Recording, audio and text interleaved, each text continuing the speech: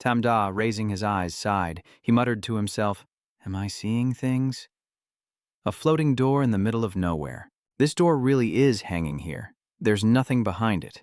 But is it really so? Tamda's hand trembled as he grasped the doorknob, and suddenly his whole body was pulled inside, as if the inside of the door was a secret passage. Tamda looked ahead. Wait a minute, there's still space inside the door. His voice echoed, "Great, where is this? Hey, is anyone there?" A sudden noise came from inside. All I see is darkness and sounds, and in the blink of an eye a monster appears. Tamda startles and quickly steps back. The giant monster is chasing after Tamda. He quickly closes the door, sorry for the trouble, wishing you a happy life. Goodbye. Strange. This world is too dangerous. I'm afraid that monster might come here, huh? Where's the door? Did it really disappear? Tamda looked around nervously. Who is talking? The voice continues speaking. Don't be nervous. I'm trapped in another world and am communicating with you through thought. Listen, the exchange between our worlds is limited. So if you don't want to die, do as I say. Tamda widened his eyes, communicating telepathically. What is going on? He continued to explain. First, open your backpack and look for a strange statue. Your hand starts rummaging through the bag for the statue. Yes, there is indeed such a statue. Is this it? The statue had been made to defeat the primordial power within you, killing your body and soul, but you survived. This explanation seems to have awakened Tamda's mind. He thought to himself, memories flooding in, realizing he was not the owner of this body. This body belonged to a high school student named Tamda. His soul had been killed by the cursed statue. At the same time, I was overworked and died, and Lam Tin's soul crossed over here, taking over his body in one go. The statue continued to speak. Humanity. Once this primordial power cannot kill you, it will grant you unprecedented great strength. For hundreds of millions of years, it has taken all the accumulated power of the soul. Now call that door again. Tamda was startled. Door of favor. The statue shattered into pieces. The statue continued. That's right. That door now belongs to you.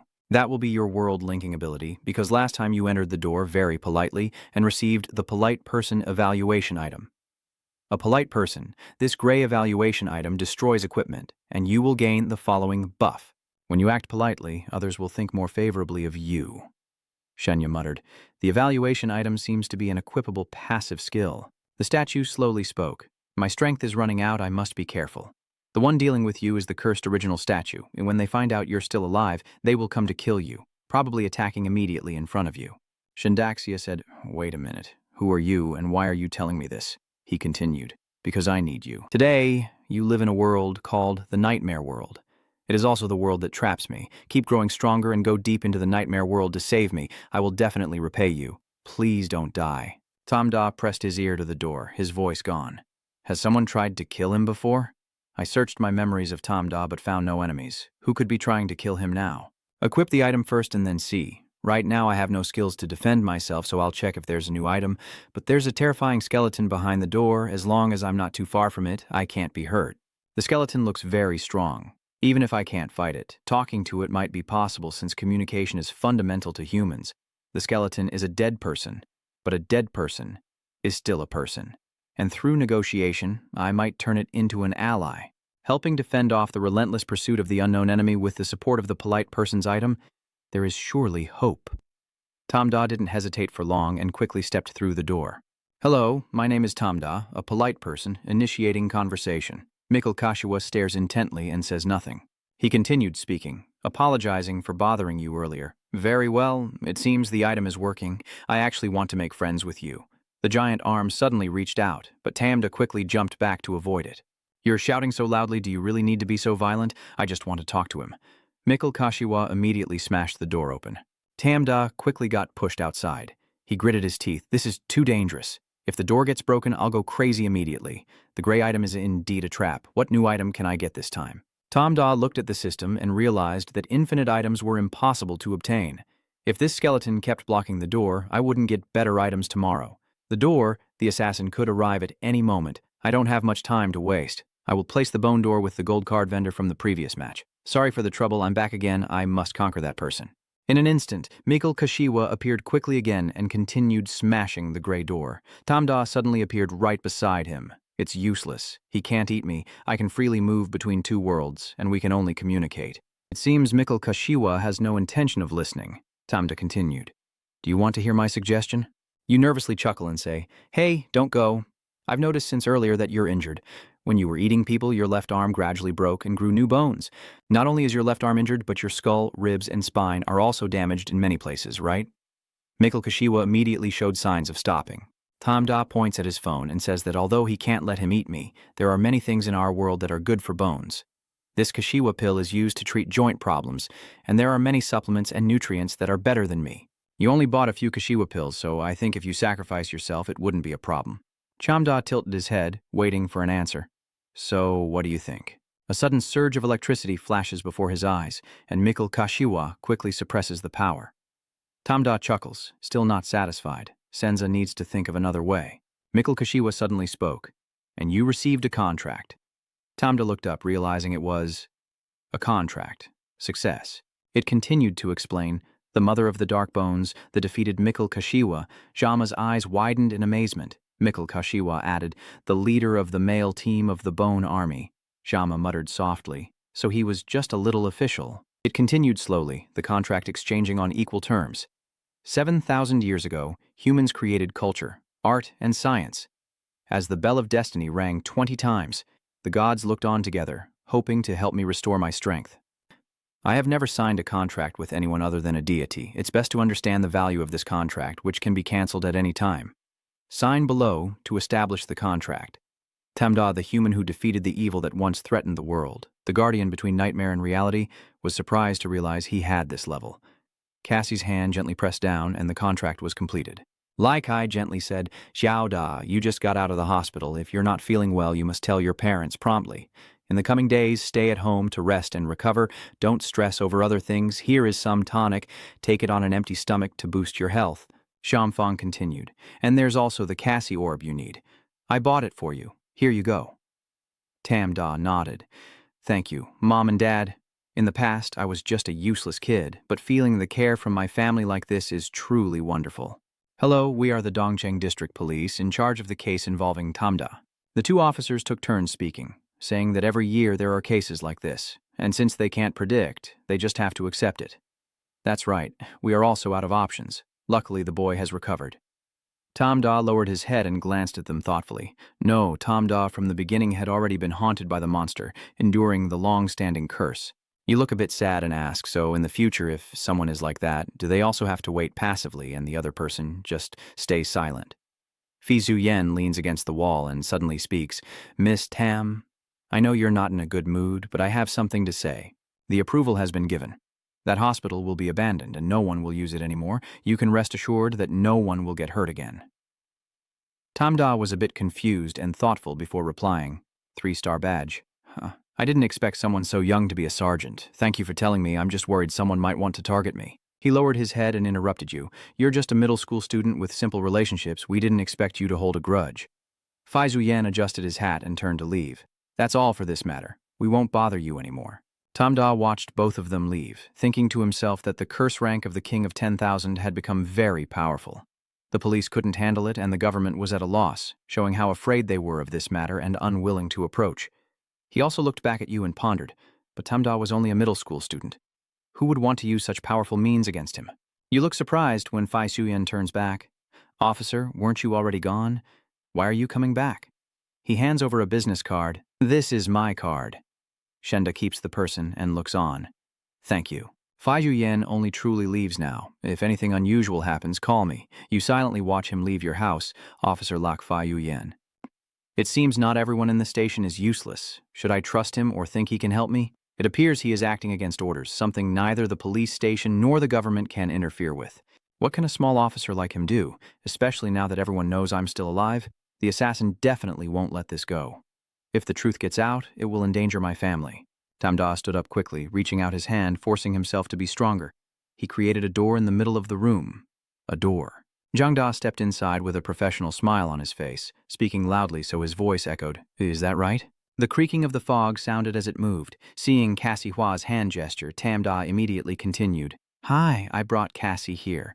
It points its finger down at your pocket. Tamda then takes the jar out of his pocket. So, you want this elixir? Cassie Hua raises her hand and pulls out a scroll, a blue glow enveloping the surroundings. A green gemstone appears on the paper, and the opponent covets the supplement in your hand. As the battlefield collector, it chooses the enemy's relic among the spoils, wanting to use it against you. The basic crystal nightmare made from high-level spirits can transfer knowledge, skills, and more to the user. You take the stone and squeeze it hard, and the crystal can receive knowledge and skills. That's interesting. Tamda forcefully squeezed the stone until it shattered, sending fragments flying everywhere. A series of notifications appeared in his mind. He learned the Yuexia Luhang, a body technique of the spirit soldiers, vengeful spirits, and war spirits of the original realm. The spirit created it to fight against the vengeful spirits, a movement technique that helps the user dodge, advance, and blend in. Tom Da happily watched the light enveloping him, never expecting that using a single powerful pill would grant him the spirit race's movement technique. Now he can protect himself. The boxes of medicine from inside the bag also float toward one side. Mikteka quickly reaches out his hand to grab all the boxes. After gathering everything, it retreated into the shadows. Curious, he crossed his arms and said to himself, hiding in the darkness, what's with that? I already made a contract and it's still acting mysterious. Tamda returned to his room. All right then, better study the new skill he just received first. It seems his parents are back, so he should go to the blind room. Suddenly, the alert appeared again, startling him slightly. First, to avoid it, he needs 3 points to use. Currently assessing your talent and alertness, your score is 2. 1 point short of use. This feels like a game. How can I reduce the points? An unfamiliar voice suddenly echoes. I didn't expect you're still alive. How is that possible? Tamda hurriedly turned his head in panic to look at the voice.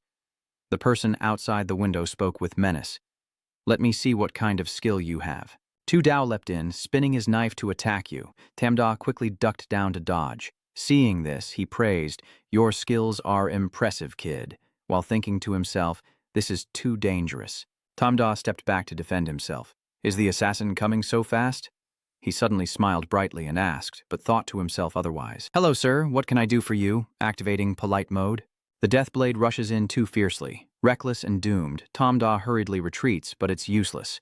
A notification appears immediately. Glass has granted knowledge, skills, and many other things. Additionally, there are different tiers. The higher the level, the stronger the effect. The level of a polite person is near the top, so it's not very effective. Hearing this, I finally understood. It's indeed a low-level item, sometimes usable, sometimes not.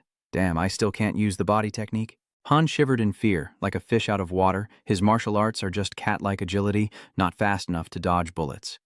Tamda saw the gun and panicked. It's all over. Reminded by the body technique appearing, you can swallow items to gain attributes and upgrade. You hurriedly followed in surprise. What? You can swallow items but didn't say so earlier. Swallowing isn't polite. Successfully swallowed, agility increased by 3. Tamda uses dodging to be faster, quickly increasing my agility. You slip past the Deathblade, startling him, and the door appears. Shenya quickly rushes inside. Han saw this and immediately ran after Head 2, trying to escape. The Deathblade was quickly rendered useless by the space inside. This is a secret passage. You can walk out leisurely. Goodbye, assassin. He tried to run and attack, but the door had closed. We've got him now. Die for me. The door suddenly vanished. Miktaika Shiho suddenly leans forward and opens his mouth wide to swallow the deadly blade. The sharp teeth descend, blood splattering everywhere. Inside the darkness, the crisp sound of gnashing teeth echoes loudly. Outside, Tamda leans against the door, breathing heavily. You wipe the sweat off your face. It's really dangerous. There are more people coming. We can't waste time. I have to find a way to protect myself. Suddenly, a piece of paper appeared. The living divine artifact satisfies the opponent according to the principle of equal exchange. The opponent takes the item and is granted recognition. The crown of the white shadow flickers. The silver battle banner of Hoan Trung. He is the king. What? Just a little and they gave 2 green-level items. 2 explanation boards appear showing how to use the items. The crown can mimic a spirit of the tribe, while the Hoan Trung banner can teleport to the spirit's force. Tamda held the crown, observed it, then laughed loudly. This skeleton is truly realistic. At first they wanted to eat me, but now that they see my value, they're giving me good stuff. Let's see if the crown can transform into a white shadow. As soon as you put it on, it instantly transformed into the form of a spirit. Tamda looked at himself in the phone, excited. Wow, it's really turned into a spirit. That's awesome. Tomorrow, I will receive my new power. I want to go to the spirit realm and take everything I can. Suddenly, there was a knocking at the door, followed by a voice saying hello. May I ask if Shenya is home? You change your expression and ask back in a questioning tone. Who is it? Who's knocking at the door? Could there really be a killer? Haovu's voice echoes from behind the door. Are you really you? I'm so glad you're okay. It's me, Tran Haovu. Shenya guesses that we are good friends of Shenya. That day I went to the hospital to visit him. I'll go ahead first. Your voice is getting closer. Come here. Then they hugged tightly, crying. He said, I'm sorry. I made you so worried you almost died. Sorry, everyone. It's all my fault. I caused such a big problem for him. Don't worry. I don't blame you. It's just bad luck on my part. It's okay. You are still healthy. Lai Kai from the front walks over. Isn't this Hao Wu visiting Xiaoda? Shenya looked outside. Why is it just you and Mom? Where's Dad? She walks into the house. Dad went to ask Grandpa to buy some tonic medicine. Have you taken your supplement yet? He nodded. I've taken it already. He was surprised. That medicine is very rare. Even those with money might not be able to buy it. Your family truly keeps their secrets well hidden. Li Qi forced a smile. It took a lot of effort. Hao Vu reminds me, my parents are really good to me. You need to recover quickly so you can take the high school entrance exam. You suddenly remember that the original owner was a middle school student who is now facing a very important high school entrance exam and has missed the first subject due to the curse. He feels guilty. With his grades, he could definitely get into a top high school, all thanks to me. She pats her on the shoulder. Don't blame yourself. As long as the little wild can perform well, she can still get into a regular high school. The high school entrance exam in this world is different from the one I took. Besides cultural subjects, there are tests of strength and agility. Which rabbit attribute does Yuexia Luhang require for agility? I'm being chased right now. If I go to school, my identity will be exposed. Tamda's body has become uncontrollably thick and muscular, filled with inner conflicts. I should just give up. Seeing that reaction, Lai Kai's eyes were filled with sadness. A warm hand reaches out to hold my little child. If you don't want to, that's okay. Parents only hope that you are healthy and safe. At first you were a bit stunned, but then your eyes chased after her. Then I'll act optimistic. Don't worry, Mom. Could it be that you still don't understand your own abilities? Her face clearly shows boundless love. If I say I won't take the exam, she will definitely be happy. Tomorrow I will go to school to review, but I can't do that. The memories of the Tam family keep flooding into my mind. His family background is quite impressive with abundant resources, but the relationship between his parents and the family is not good. Parents rely on their own efforts to survive without help from the family clan, so they can't afford to buy that powerful boost. They must have struggled very hard to kneel and beg their grandfather that their son from the Tam family is gone. Then, I definitely can't let their suffering go to waste. Mom, we're so hungry, let's cook something for dinner. So that night passed with 2 bowls of egg noodles. Early the next morning, the bright sunlight shone brilliantly, and you arrived at school, focusing your body and mind, training your strength. The subjects in this world are different. A school this crowded wouldn't act in public. If I could get into high school there, I'm sure there would be many talented teachers to protect me. A classmate approached, and Chwadibang looked for you in the hallway. You wondered, Chwadibang, is that Tom Jia's friend who pesters him every day to discuss studies? Are you looking for me? Debang turned around and heard that you were preparing for the exam. I did well on the first subject, so I should be able to get into Tin's top school. You happily agreed, so congratulations. She looked at the charm, meaning, I want to say, don't come looking for me anymore in the future. The classmates are playing around. There's drama. Come quickly, the school's beauty wants to have Tam Jia. Debang coldly said that now we should go our separate ways, not involved with each other but still able to be friends. Tam Jia thought to himself, I want to take an exam in one subject. And you're still here, stirring trouble. Isn't that too much? She took out her phone. I've deleted all contact methods. Tam Jia scratched his ear. You're the only one who's ever reached out to me, so if that's the case, I hope you can say what you mean and do what you say. Don't disturb me. The gossipers say that Debang is clinging to him, and now Tham Jia, who is failing a subject, wants to make things clear in front of everyone, which is a bit too much. A girl steps forward to mediate, saying that your words really hurt Bang Bang's good intentions, and Tamjia wonders, who are you? She has tears in her eyes. I thought we were friends. Tamjia felt annoyed, pretending to be pitiful. This is just trying to undermine me. Yes, I accepted gifts before, but that doesn't mean I had to accept you. Everyone is just siding with her. Shenja turned and walked away. Don't use those gifts to bind me. If you want them back, I'm ready to return them. I've got nothing more to say. Then she extended her friendly finger, but don't even think about making friends with me. Your friend beside you is furious, Tamjia, you are so wicked. Now public opinion suddenly turns against you and starts attacking you. Debang pretends to be kind, but we never clarified that I came to kick him out, so now it looks like I'm the one being kicked out. A guy like Bang Bang isn't worth it.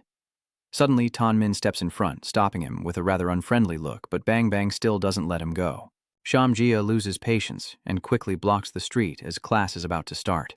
Tan Ming clenches his fist tightly. My strength has surged now. If I don't want my bones to break. Sorry, Bang Bang. Hurry up. He sighed. She was the one who called me over. Fine. If I need to apologize, I will. Tamjia reluctantly apologized, and you won. You can keep bothering me. Are you satisfied now? Then turn around and walk away for good.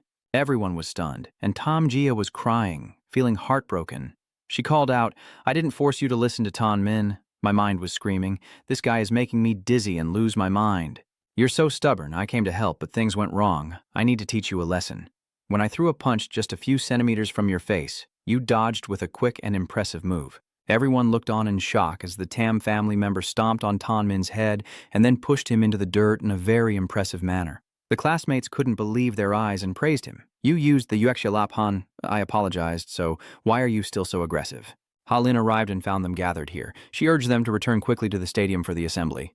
Tan Min growled fiercely, Tamjia, this isn't over yet. Soon, all the students gathered at the sports field. Halvu happily runs over from afar, pretending. Our turn for the test hasn't come for a long time. Let's take a walk for a bit and then go back. He thought to himself, I didn't manage to get anyone yesterday because I overslept, so I have to get someone today. Deciding to pretend I won't go, you go line up for the bathroom for me. He stops pressing, huh? The Tam family goes in alone, looks around carefully, and then quickly turns in another direction when no one is there. Immediately after, a tail appeared, following him into the turn he took, holding a pen surrounded by a dark aura. The mysterious man slowly stepped inside, and suddenly a strange sound drew everyone's attention. Where is he? I clearly saw him come in here. Tamjia transformed into a spirit, searching around. The skeleton isn't here. As he walks, he steps on something. It's the gun of that assassin, along with some good bullets. Now, with additional protective gear from the spirit realm, though he has never used them before. I don't know where the fog went. Forget it. I'll wait for the others to arrive quickly. Suddenly, a glowing circle appeared beneath my feet, and then a mysterious voice echoed, Human. Tamjia was surprised that the voice belonged to that mysterious person, and the voice said, I really can't do much more for you. Take this. The sound faded away. This is a human's relic. And then in the blink of an eye, he disappeared without a trace.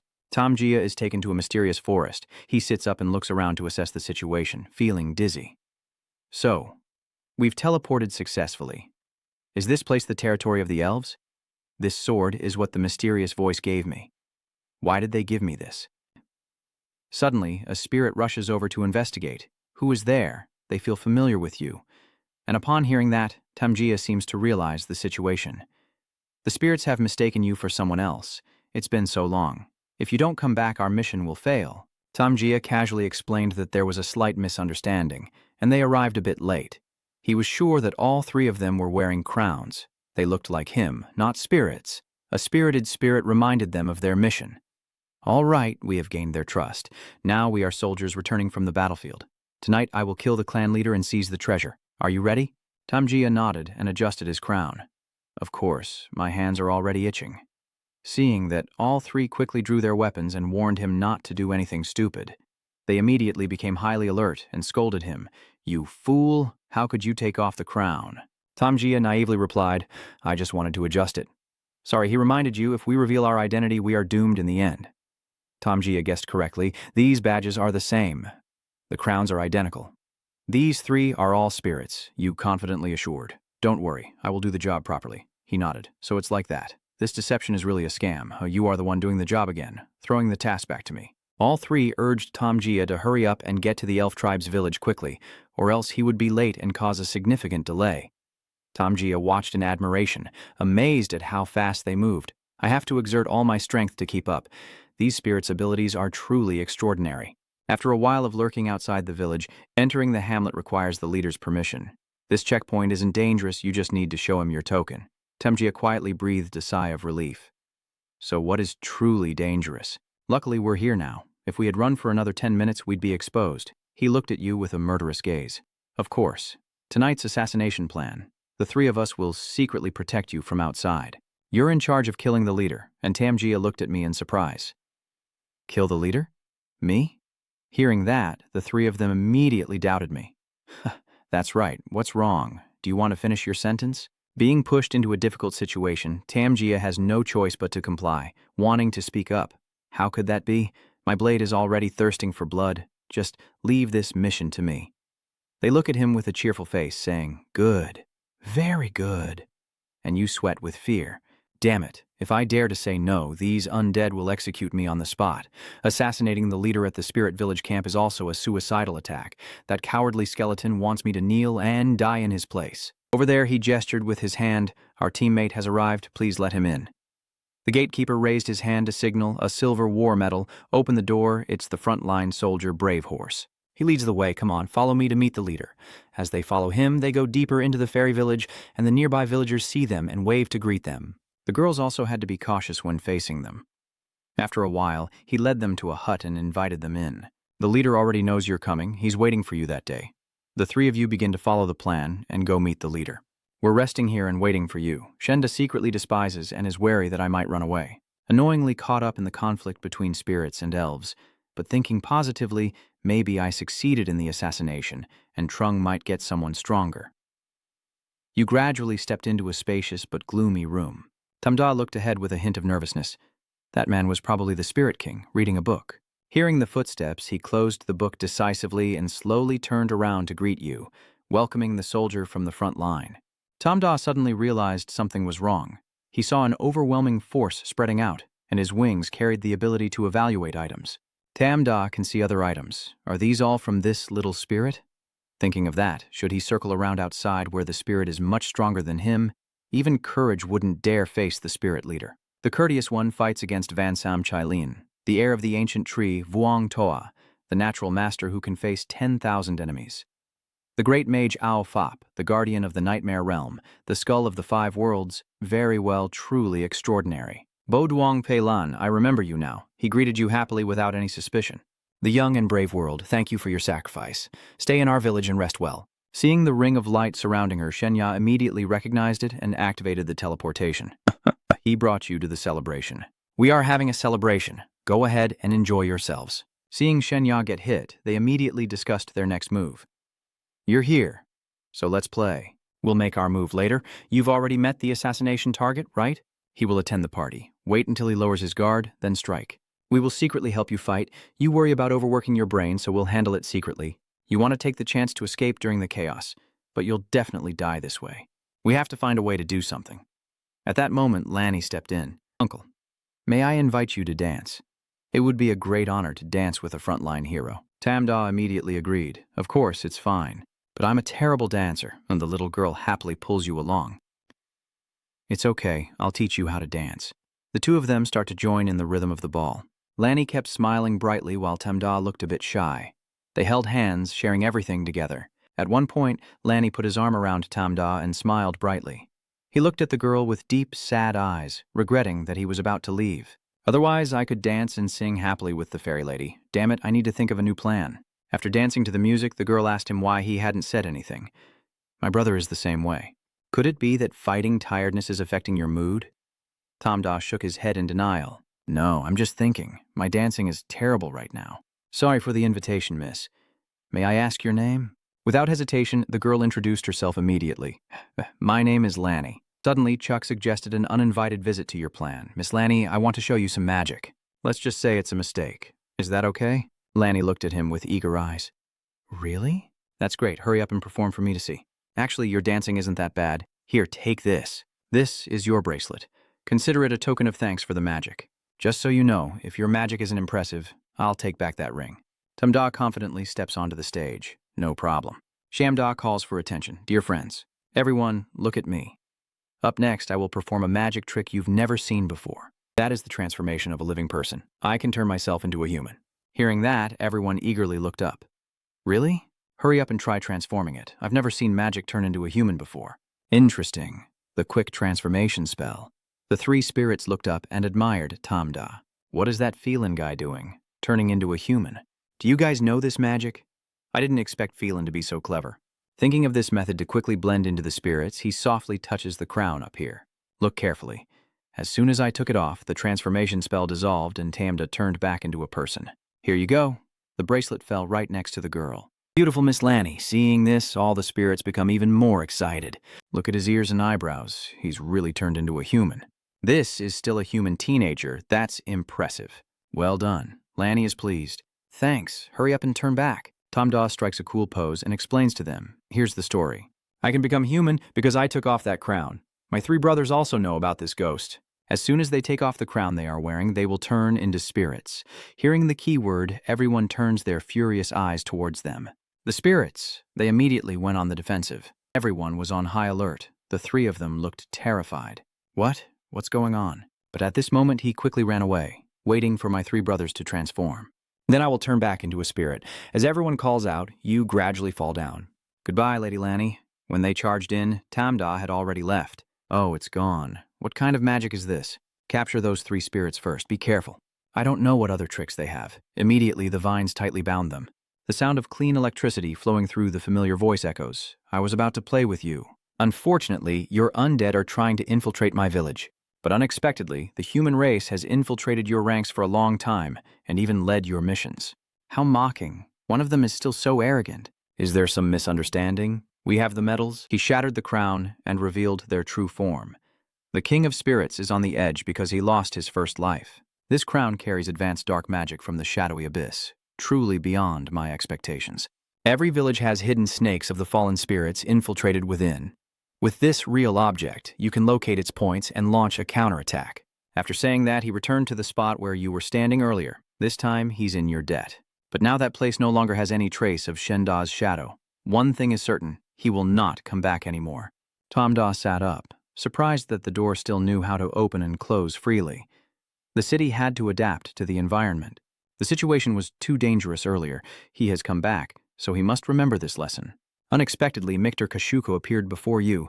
You ran up to it and shouted, "You rotten skeleton!" I struggled to fight in the spirit realm, while you comfortably enjoy a feast here. It turned its head back.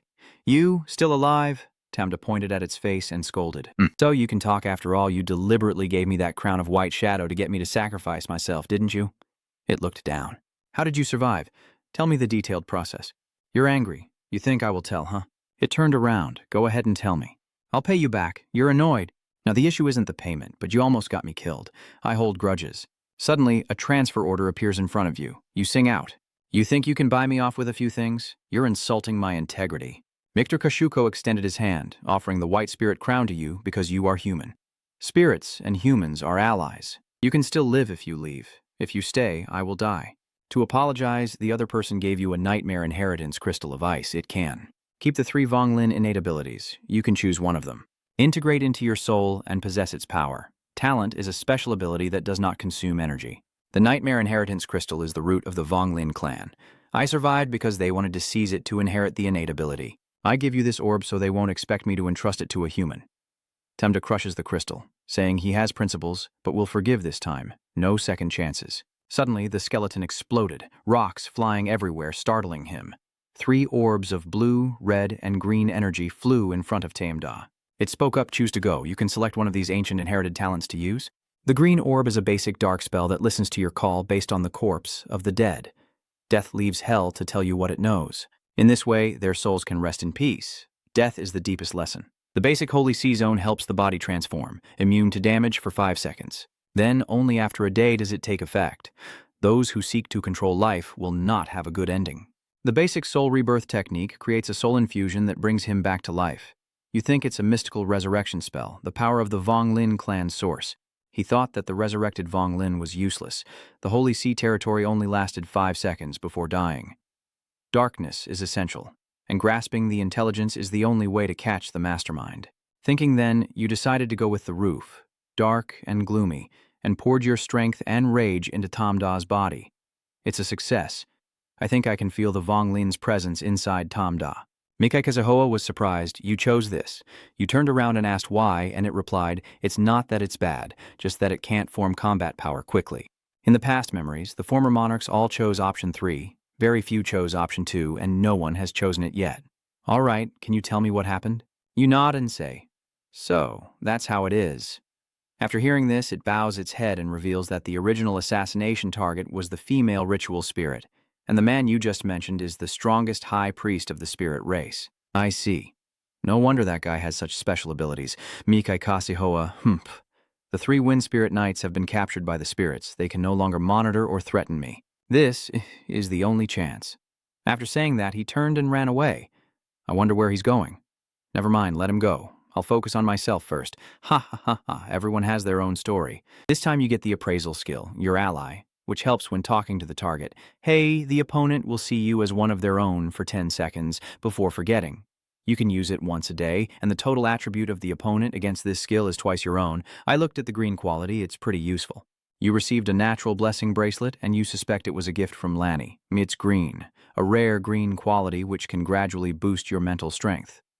Tamda walks forward, holding a base, a short sword, a green evaluation skill, a green bracelet, and also a gun. What a harvest. Better hide these items so others don't see.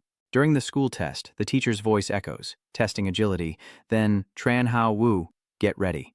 Begin. Hao Wu pushes himself to the limit, dodging swiftly. Shen Ya shouts loudly, Hao Wu, keep going. Stay calm. He turned around to thank brother Ya of Wu for helping him. But as soon as he finished speaking, he was shot in the face, and the laughter rang out. Then Tran Hao Vu was shot in the head. You fool, serves you right for being arrogant. The teacher notes down, Tran Hao Wu, 71 points. You should feel lucky this isn't an official exam. Next, Shendasha, you may step in. The teacher shouted loudly, Tamda, get ready, start. As the starting signal rang out, he ran swiftly, dodging all the water attacks with ease. Everyone was amazed. It was so fast that the colored water couldn't keep up with Deja's speed, and his posture was so relaxed it seemed like he was gliding on ice. Why does it feel like he's even faster when he leaves the hospital? Tamda thought, with his experience in training, the test was really easy. Just a little use of the spirit elf's rhythm to easily dodge the water guns. The image of him reflected in the black glasses. The onlooker sighed in admiration. That kid's footwork is interesting. He's my top student. He messed up the first test. I think it's a pity, so I called you to see if he still has a chance. He takes a deep drag. His self-preservation is quite innate. If his mental strength is also maxed out, I might give him a chance. Besides strength and agility, this exam also tests mental power. He shouts out max mental strength. Senior manager, is that too high a requirement? I remember, Tamda's mental strength is normal. Then we'll wait for the mental strength test results. Maybe she scored high, but he is serious. High scores are not enough. Only the maximum can meet the requirements. The gym teacher worries about tears, testing agility at the maximum. Oh, Tamda, if she didn't miss any subject, that would be perfect.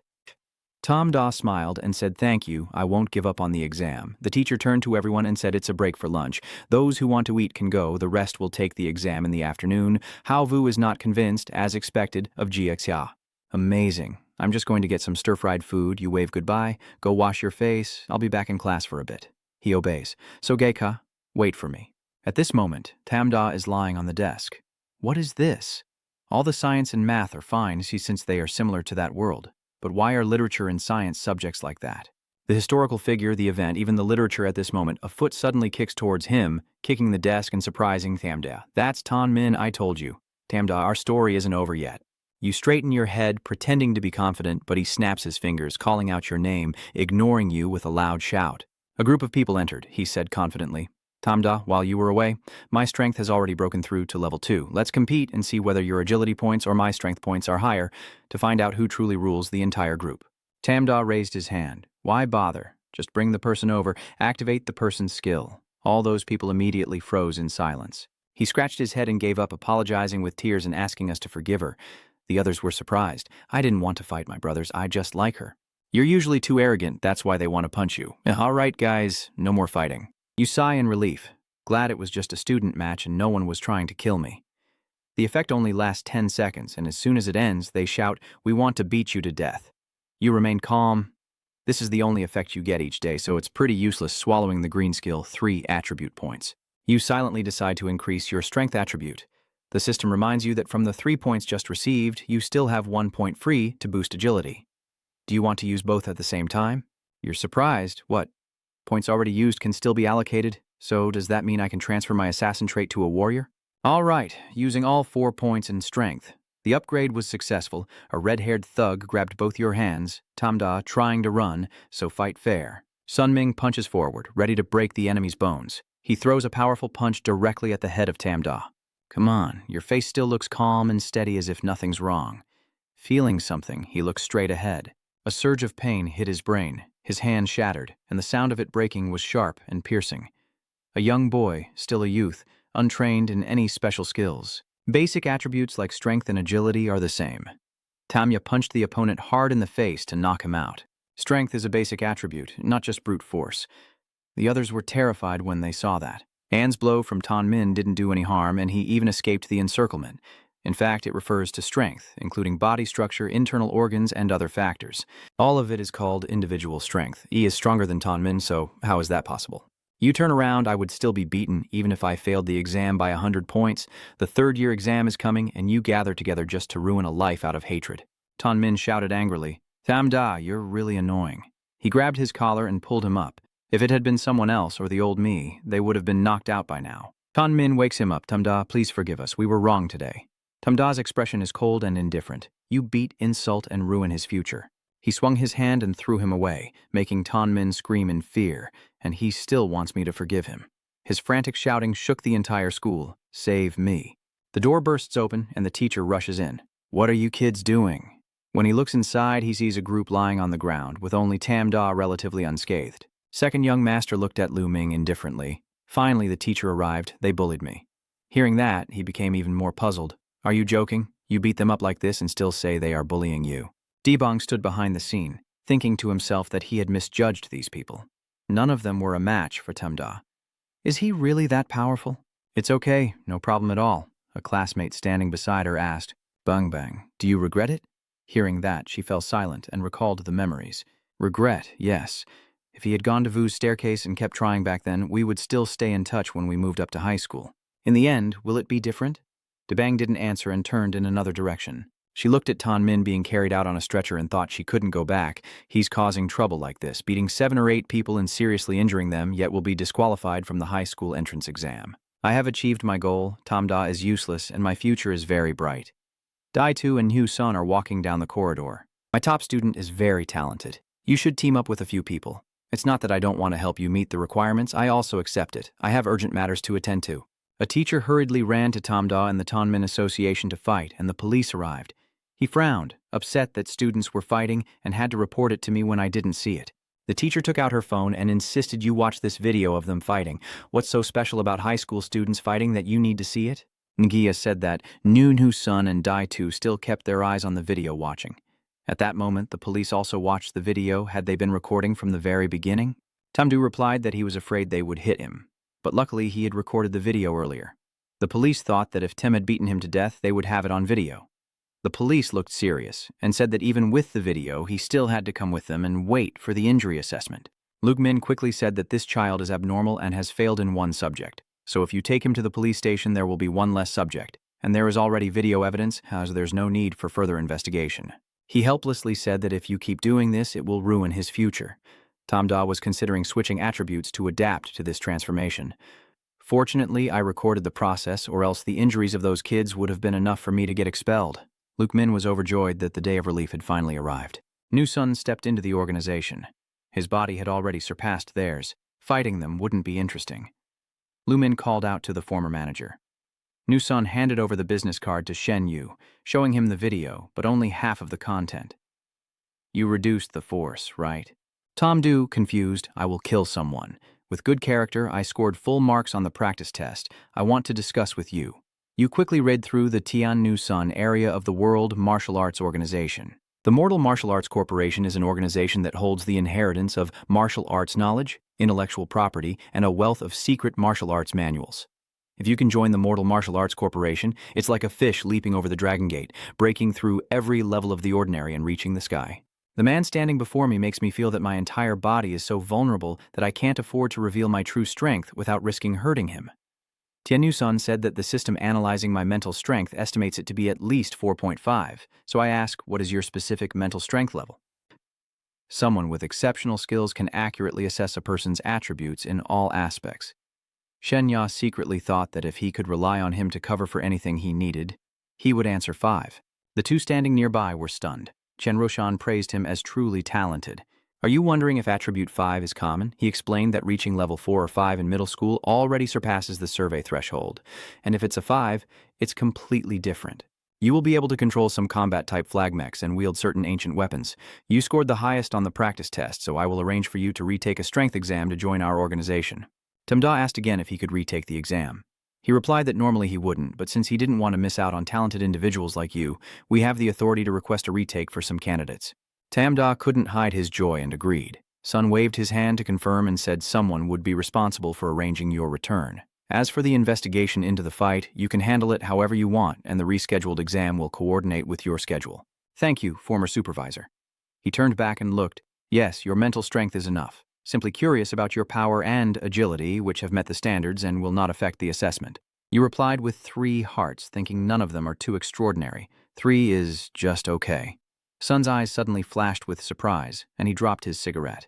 The others are even more surprised. Isn't Tamda's mental power normally just average? He's gloomy. Stopping beside you, Tam student, maybe he can do a little more. Level 3 can use thought to move objects. Try this chair.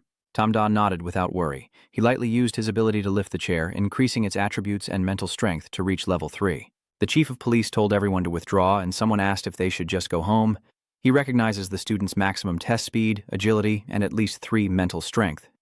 Do you know what this means? What does that mean? He's about to reach the clouds, and genius we can't handle. The broadcast of the first season's trial episode is just a matter of time before the sweat drops can keep this place stable. Seeing Sun excitedly laugh out loud. Today, I sing a song asking the gods. The opportunity has come, and heaven and earth are working together. Go to the literary hall. Young Master Shen, you are destined for greatness, and I am also destined for greatness. Young Master, your singing is excellent, Old Master. I've never heard anything as wonderful as this. Tamjia thought to himself, I should sing too, but I don't know how. Looking at Sun, he continued, Please both of you step outside. I want to talk to Tamjia. Daitu nodded, and the two of them continued their conversation leisurely. The room quickly fell silent as Nansan spoke in a deep, steady voice. What is your ideal for you and your partner? Student examiner. You speak loudly and continue. Xian Nushan is in charge. His name is Nu San. The expression on the examiner's face suddenly changed, filled with desire and the will to not be bullied by others, to protect himself and his family. Nusan nodded. Very well, now is the moment closest to your dream in life. Come on, attack me. The examiner pointed at that creepy, long-haired old man in your house. He awkwardly smiled, not attacking with words but using those 5 fists. Your palm is clenched tight. Very well, I guess I have to offend you. Attribute point switched to strength. The strength quickly appears in your palm. Rushing to his senses, Nisun glanced to the side. The examiner looked down at his body, unable to move at all. Ruoshan calmly continued. This is a type of spell that can immobilize an attacker. Learning this spell allows you to protect yourself. Do you want to learn it? The examiner was surprised. That's amazing. I want to learn. His tone sounds arrogant. Look carefully, it's not over yet. The master focuses all his attention on Nu Sun, who immediately fires a shot right beside him. He spoke seriously. This is a secret technique from within the organization, capable of defending against all attacks from hidden weapons. Even gunfire is no problem.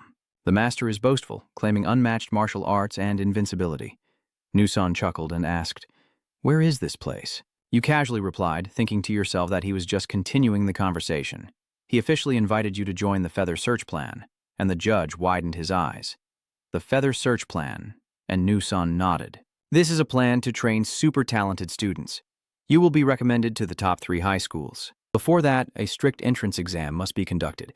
It's not a regular high school entrance exam, but a special test organized by the 3 prestigious schools. Ordinary people cannot access it. It has long been kept secret and protected by the descendants of the ruling clan. The examiner was surprised. The clan. He explained that some families preserve knowledge, alliance bloodlines, martial arts inheritance, and hold more land, population, and wealth than our corporation.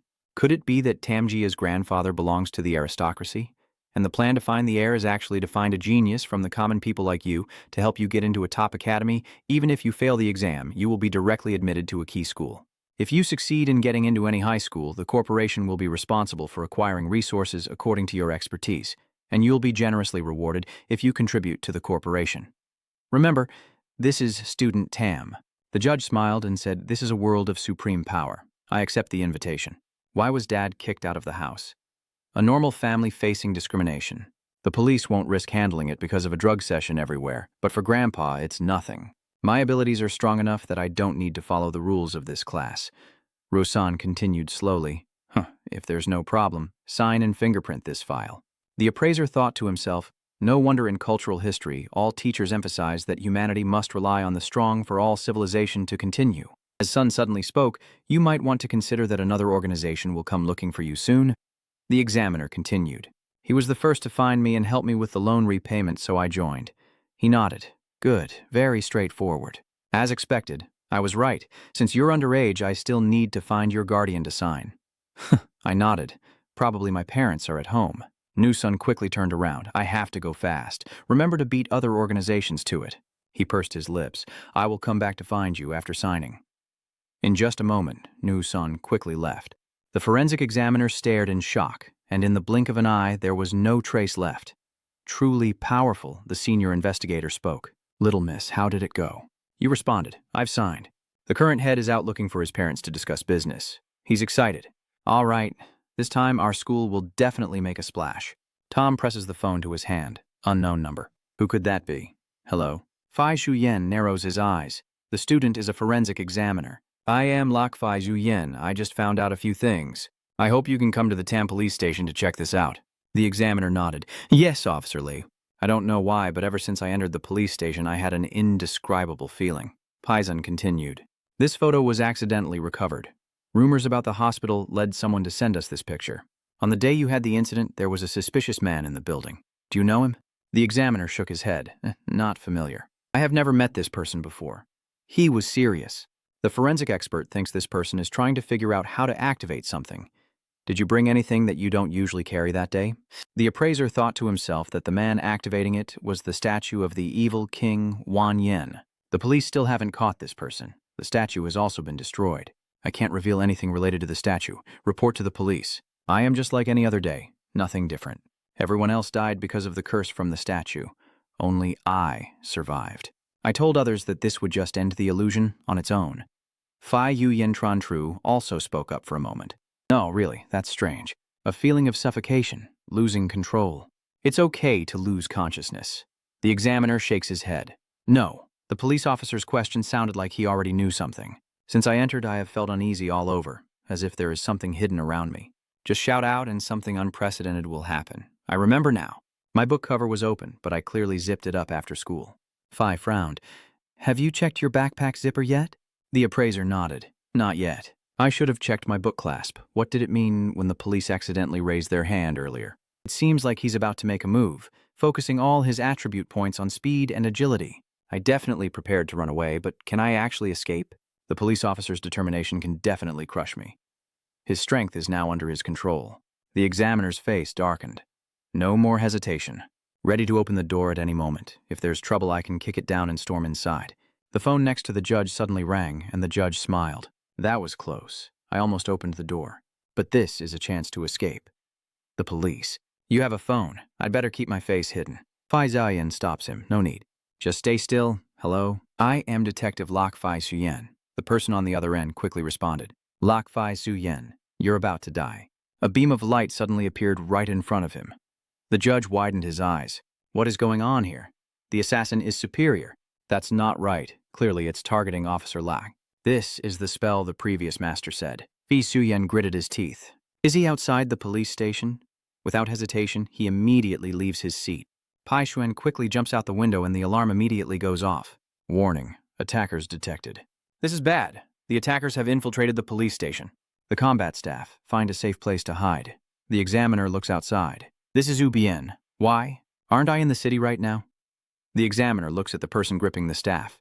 Tam realizes that the caller is him, not the man with glasses in the photo. The person holding the staff coldly announced that Pai Xuan, the culprit, had killed many members of the church and declared revenge. Below, Fai Yu Yin tries to persuade him to wait and promises to explain later, but his teammate only manages to shout out. Boss, the glowing staff? That person said your life is the most convincing explanation. Immediately after the scene around the examiner changes rapidly, he is momentarily startled. They're back. Those two are gone. I think the police have already been held back by that person at the sea area. Damn it. That confusing feeling has returned. What's wrong with me? Is there really a ghost in this office? A person or a spirit? Come out here for me. At that moment, a greenish light flashed in the examiner's eyes. A notification sounds. The protective talisman of the spirit guardian has been activated. Just ask, and the soul bound to this body will be forced to return. Answer all questions. Otherwise, he will never find peace. The examiner listened and was struck with horror. Oh my God. The examiner quickly looked around and asked, Who? That mysterious voice continued to echo. I never thought I could return to my body. Thanks to the decayed body to answer your question. The examiner guesses. This voice is coming from inside the cabinet. Is that body over there? You think to yourself. This voice sounds so familiar. His eyes widened in horror. Wait a minute. Isn't this... Could it be the mysterious voice continues to echo with sadness? It's clearly the hunter but was killed by the scent. He was also disguised as himself by the monster. How tragic, the forensic expert exclaimed in shock. The police are confused. Is that you? The bloodied face suddenly speaks. It was me, the appraiser asked softly. The police are lost. What's going on here? Bai Suyen responds. The man with sunglasses in the photo killed me. He is an assassin, and I am a special forces soldier. His strength and speed are only half, so he relies on equipment, just waiting for me to let my guard down. Just when the weapon malfunctioned, he struck. After killing me, he disguised himself. I brought you here, the examiner asks. What is his secret? Paisun responds. I don't know, but he's probably looking for some answer. The examiner thought. That's right. In history, the great emperor's statue has never failed, so he wants to know why he survived. Luckily, a madman attacking the police station ruined the assassin's plan. The examiner recounts that. The assassin, disguised as a police officer, was taken away by someone in pajamas using a supernatural power. Outside the police station, it turned into a sea and then quickly returned to normal. Bai Jian sneered. The prey thinks it's the hunter. But it's not magic, it's an anomaly. The examiner suspects an anomaly. Fai Zhuyen replies that other worlds suddenly connect with our world. Infiltration, occupation, looting of areas, even directly taking lives, all of these are called anomalies, and the level of danger is classified as a catastrophe. The judge of the round table exclaimed in shock. What is a disaster? Fi Zhuyen, please explain. Powerful monsters from another world suddenly descend upon the main world using some method, and they are very likely to cause a greater disaster. He was suddenly asked if he knew Jiangnan City. The expert replied, I know it and have heard that it was destroyed by an earthquake. But Fei Xuan calmly denied it, saying it was actually a classic disaster where over 13 million people perished and no one survived.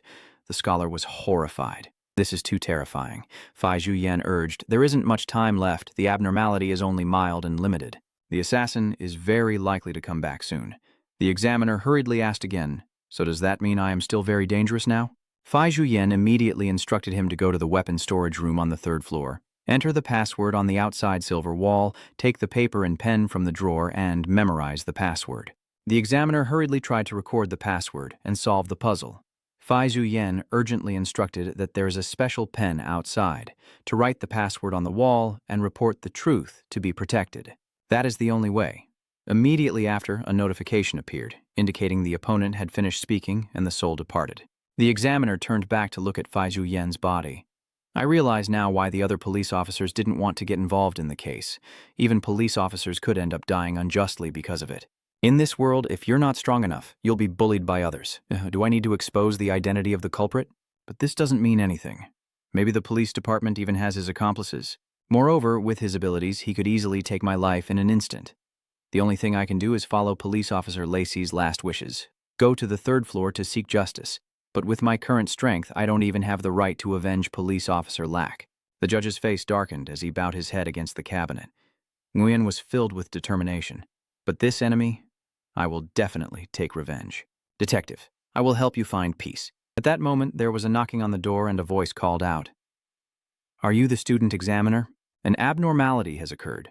Everyone must go to the basement to gather and undergo a check. The door was then opened with a click and a police officer stepped inside. Expert, come out. An attack incident has occurred. Everyone must immediately undergo a check from the central brain, he ordered. You guys go downstairs first. Only when the police officer is taken away by the spell will you be safe. And again, we are all police officers and will definitely take good care of you. As soon as we reached the wardrobe, he suddenly froze and started observing everything around the room. Hao An muttered, the corpse has been moved. It was you, wasn't it? Forensic expert. After finishing, he stomped his foot hard on the ground and then leapt upward. Hao An suddenly moved with incredible speed, sweeping through the entire room like a gust of wind. He landed on the table and wondered to himself, I've searched the entire room and found nothing. Running away, huh? Hao An recalls the words of the fake cultivator. You've killed so many people but still look down on a 15-year-old kid. You've failed many times. Hao An muttered to himself. That was really embarrassing. I won't be useless like you guys. He's nearby, over the radio. Attention team, suspect forger related to this case. Immediately issue the special order. Detain anyone upon detection. Understood. Captain Wang. Immediately after, a message was sent out everywhere. The Central Intelligence System has completed the environmental assessment. Everyone, Come to the gathering at the square outside the main hall. Prepare for the double check. The moment Howen steps out of the door connecting the two worlds of the examiner appears. Are you careful when you step outside to see if it's safe to go far? As expected, the assassins still have other accomplices. Tom Gia thought to himself as he ran toward the window, even though he could hide in the nightmare world until it was safe. But that would mean losing the chance to confront these assassins. I have to go to the third floor. Report everything. Soon after, the examiner climbed to the third floor, jumped through the window, and rushed in. The investigator landed and quickly spotted the door at the end of the corridor. He silently urged himself on. This is the place. Quickly write the password on the wall. Suddenly, Howen's voice sounded from behind. No wonder I heard noises upstairs. He asked loudly. So he was the fake student. What are you doing here? The forger replied while scribbling hurriedly. I'm about to take the high school entrance exam. Today, my teacher assigned us a math problem. I have to hurry and do the calculations first, then ask yourself in your mind. Strange. Why is this password so long? Howen secretly suspected that it was an emergency activation device connected to the world central government. Does he have the password? He muttered to himself. Who gave that to him? Annoying. I can't let him write that in there. Without hesitation, Howen forcefully swings the electric baton at the examiner, but the examiner quickly pushes the door to block the attack, causing him to be utterly astonished and exclaim, "What is this? Is this your innate ability?" The examiner silently breathes a sigh of relief. Fortunately, this ability causes the door to adapt to the surrounding environment. If it were an ordinary door, I might have already fallen into trouble now. Howen immediately stepped forward and kicked the door with all his might, causing it to rush forward with a furious roar, shouting, "Die!" But the examiner quickly retracted the door and dispersed. Howen charged forward without hesitation and killed the boy. At that moment, another door appeared suddenly, leaving him no time to react and crashing down, causing blood to spray everywhere. Howen was overwhelmed with pain and rage. Damn that son of a bitch. The door was summoned back but still managed to slam shut on the floor. At that moment, the examiner happily thought to himself, finally finished writing. The system confirmed the password correctly. I am the strongest AI in Kongluan, assessing the urgent situation, scanning the police station, detecting Lak Fi Yuyan's body, and successfully verified the fake King Hopmok's identity. Having sent the money like a storm, seeing how brutal the situation was, he immediately killed, and the imposter was surprised to be the main owner. The system kept counting down, and the fake King Hopmok would be executed when time ran out. Howen stepped out. Time to kill me. Rain on. 30 seconds is enough for me to finish you off. The examiner immediately ran toward the door to escape, and the countdown continued. Howen has caught you, kid. You think I'd let you run away for sure. Tham Gia, frozen and helpless, thought, well, that's all. But suddenly a loud voice shouted, "Go to hell," and a powerful punch was thrown, causing the fake to be knocked back along with the person behind him. Renshan appeared and said, with a move in the world just fast enough to break through, "Did you think I would count down 30 seconds? Am I cool or what?" "Cool?" The judge nodded respectfully, looking cool, and thanked them for stepping in to help. After a moment, everything suddenly fell silent again. Nansun asks, "I can handle other matters, but the password must be told. You honestly say the password is Lak Fi Zhuyen." He said he was being chased and used it immediately when in trouble. He continued, "It seems he already knows about the Silent Society and the assassin earlier." The examiner asked again. The Silent Society is an organization of abnormal individuals with mental issues, and probably the police officer who handled the case has made enemies. The investigator said, "It's really a pity that Laksa died." Nansun remained calm. "I haven't known him for long, but I could sense his sense of justice, which is why he met his misfortune. You were originally targeted by the assassin impersonating Lak Fi Zhuyen, but fate allowed you to survive." Kolon investigated the assassin, who was a hired killer, only accepting the mission and unaware of who hired him. The examiner was furious, so the skills and price must be very high, and the client is also wealthy. He said that. But why would that person risk killing a student like you? And he's still investigating. Kolon is an AI, and this support mission was assigned by it. Normally, it wouldn't interfere in such cases. It only intervened after giving you the code, and as for why Detective Lack didn't call it, that's because he didn't realize his weapon had a problem. Ha Lin stepped in. "This is Lak Fi Zhuyen's fake, his weapon, which has been infected with a virus and cannot be activated. But it recovers when he dies. That's caused by humans, especially someone very close." The fake detective thought to himself, "He told me the weapon had issues. The police beast left his business card at my house to investigate. Even after death, he still gives clues. Someone like that, when facing enemies, if the weapon is useless, it's all over. Ninjan spoke softly. You are now part of our corporation. I will teach you the first lesson. I hope you remember. Always beware of those with malicious intent. They are even more dangerous than monsters. Tamjaya nods seriously and says, I will remember that. He flicks his cigarette and says, All right, now follow me. I've arranged to meet your parents. The examiner was surprised. So, they are still inside the anomaly? Looking at Sun as he walked and spoke, someone more capable will handle the rest. This place is sealed off. We have to leave. Ben asked why you didn't stay behind to handle it. With your abilities, dealing with those two should be easy. He replied coldly, Who knows what they might bring out of the abnormal? Those who leave the church hide monsters beneath their layers, only discovered and eliminated long after they emerge, and suddenly Sun pauses, realizing something. He says, That's right, Lak Fai Zhuyan. Help me investigate someone named Tu Mong Ingu and her connection to Fai Zhuyan. What? This is serious. Tom Da was confused. Who is Tio Mong Ngu? It seems she has some connection to Lok Police. The hesitant voice said, The main investor. This needs to be told to my son so he can decide. Then we will review the contract, but Sondong agreed. Of course, call me later. Li Kai said, Actually, you are a descendant of the family clan. Your father is a branch of the prestigious Tom Pu Tom Da family, which shocked Tom Da. He thought this family was once mentioned in books as possessing divine inheritance and divine weapons. Li Kike? Bulatiente vimima bigyatok burueki kongdong ilian ho. Saudo, bumisong kuak song binia, kian tamda tanvan, bumidang kuetin kam voy konde aye. Tom Fuang added that because of your talent, he would agree to accept your ancestral legacy, allowing you to enjoy rebirth and generous benefits. If you choose a different path, you won't be able to access the family's secret inheritance. Whatever you decide, your parents will support you. You have decided you want to join the martial arts corporation in the mortal world. Lai Kai reminds you that once he agrees, you won't have to worry about food and clothing for the rest of your life. Tham Da smiled and said, I don't want to. If my parents can handle it, then I can too, trust me. She and Tam Puang were both satisfied. My parents respect me. He turned around, so call the chief priest now. Tom Da thought that every time he returned, he was not greeted warmly by my family, and the other relatives were even colder. The only joy was playing with the little boys, and only then did he truly feel the warmth of family after so much hardship. As Sean said, the contract was successful. Congratulations on joining the Immortal Humanity Group. With your cold-blooded family like the Tam, it's not necessary. He announced that Tom Da must participate in the entrance exam for a prestigious school, and I want her to temporarily live at the group. Licky happily said, That's great. Don't feel pressured, just do your best normally. Tam Da enjoyed it. I will go with him. At that moment, many messages appeared on the quiet paper. Debang was delighted to receive many followers and comments, hoping Tam Da would be dealt with, while she remained the pure goddess of the Thang Ngoch gang. Tam Da, this is all fate. You can't get anything more. Like those who boast becoming useless, while I will be the gap you can never cross. Suddenly, her phone's message notification rang, announcing that your post was accused of framing, and she has now blocked everyone. Stop spreading rumors, or both the Tang and the Wudao Renjian Corporation will hold the right to pursue legal responsibility. Dibang was stunned, thinking she was framing him, but there's evidence that this male student acted in self-defense. What does this have to do with the corporation? Or what the school says?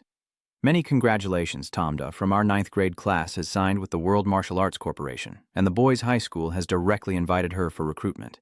Dibang was deep in thought, unable to believe it was about to succeed. How could she sign a contract with the corporation? The sky shone brightly over the Divine Martial Arts Corporation. Looking at the announcement from Sun, a great battle with many casualties, Tam Da slowly said, That's so tragic, he continued. I defeated that guy and earned 5 military points. You can do evil to buy special items, but since you reported the incident without official rank, you probably won't get the military points and you feel helpless and disappointed. But the reward sent from the heavens surprised Tam Da. I also received this reward. What is it? Looking at Sun, guessed that you only received a cultivation technique because you're a middle school student. You didn't sit still. I lack skills. Without luck, I might have already. He reminded me not to go out. I will investigate this matter. Looking at Sun, Tam Da now is a member of the corporation. Funds have been transferred. I still have work. Call me if anything comes up, a stern voice said. Please follow me to my office. Mok Lam didn't forget to greet, since she's younger. Call me Che Nit. Thank you for your support. I hope you study seriously. I have prepared a VIP ticket for the concert for you, waiting for you. Tam Da muttered to himself, promising Mulam that the female star he loved most in the past, everything in this room are the things Tam Da loved the most. For a newcomer, the corporation has gone this far. This is the fame and profit that strength brings. 55 floors, who wouldn't want to stay in the clouds and ride the wind to the blue sky? Just look at the magnificent scenery ahead. Tonight at midnight, I have to go to the nightmare world to meet someone with a decent reputation. I must become stronger. The entrance exam cannot let me be eliminated. As the clock on the wall struck 12, a door appeared, and Tam Da pushed it open. The door swung wide open, revealing a space filled with shattered mist, and he exclaimed, "What is going on?" Your shadow steps back and says you can't be reckless or it will affect the evaluation of the reference book. Inside, Mika Kakashi Huathoi Thop, "Oh Tham Da, is that you damn? Please save me. I'm about to die." Tam Da panicked. "The big skull, how did you end up like this? I don't know how to cure it." And it said, "You didn't even have the tonic last time. Hurry and give me more. Sorry, I don't have that on me. It's over, I never thought I'd die here. This really is half a joke." He thought to himself that this partner wasn't too bad, so maybe he should try asking him for help. Tam Da hurriedly urged, "Hang in there. I'll find a way to save you right away. Wait for me," Mika Kakashi Hua urged anxiously. "Come on, just wait like that." 2 hours passed, Mika Kakashi Hua panicked. "I'm definitely going to die." Finally, the heavy door opens, and Tam Da struggles to say, "I'm back. I'm done for. The door isn't big enough." Mika Kakashi Hua looks confused. "Finally, it's here. What are you doing?" "Min Duong, Tame to save you. I invested in buying a large tank filled with kashi gluconate solution and liquid kashi containing Maggie and Kemi. Just soak in it. To recover. Do you have any way?" It replied. What could I possibly do? Suddenly, the room was filled with intense energy, and Tam Da panicked. "What's happening?" "Mika Kakashi Huo, they are about to break in here." "Tam Da, who is it?" He replied, "The human race and the spirit race. Actually, this is a secret path. Outside our undead tribe's defenses, the human and spirit races are attacking us. The campaign isn't over yet, and I am extremely weak right now. Take this. These are the spaces. Put it on quickly, I must escape. You take the ring, recite the spell, and Mika Kakashi joins in, his whole body easily pulled into Tam Da. Then the room explodes, Tam Da quickly disperses, the door, and then you appear somewhere else. Tam Da, it's really dangerous. If those shockwaves hit you, it would be disastrous." Tam Da asked, "Are you inside the A, Mika Kakashi Hua?" "Inside," they replied. "Yes. Inside the crucial survival point, I am a spirit." Deep down, Tam Da thought this guy has a treasure he doesn't want to show. Sneaky. Then he said, "Put your hand on the fish tank opposite, then I will be sucked in so I can soak it." "Tam Da, you're not an ordinary person. I suspected this at the spirit village, but I didn't like to ask personal questions. Now that I have saved you, you should repay me." It asked, "Do you want me to repay you?" "Tam Da, I have to go to that world. Mika Kakashi saw the fierce battle and didn't leave. You respect my affairs, so I do the same, but I have used up all my treasures." Tam Da thought, outside the undead battlefield tunnel, pretending to be an undead soldier walking around the battlefield, then asked, "Do you have undead soldiers equipped to hide human scent?" Then many appeared. Mika Kakashi nodded and said, "Hide your breath. Let me see."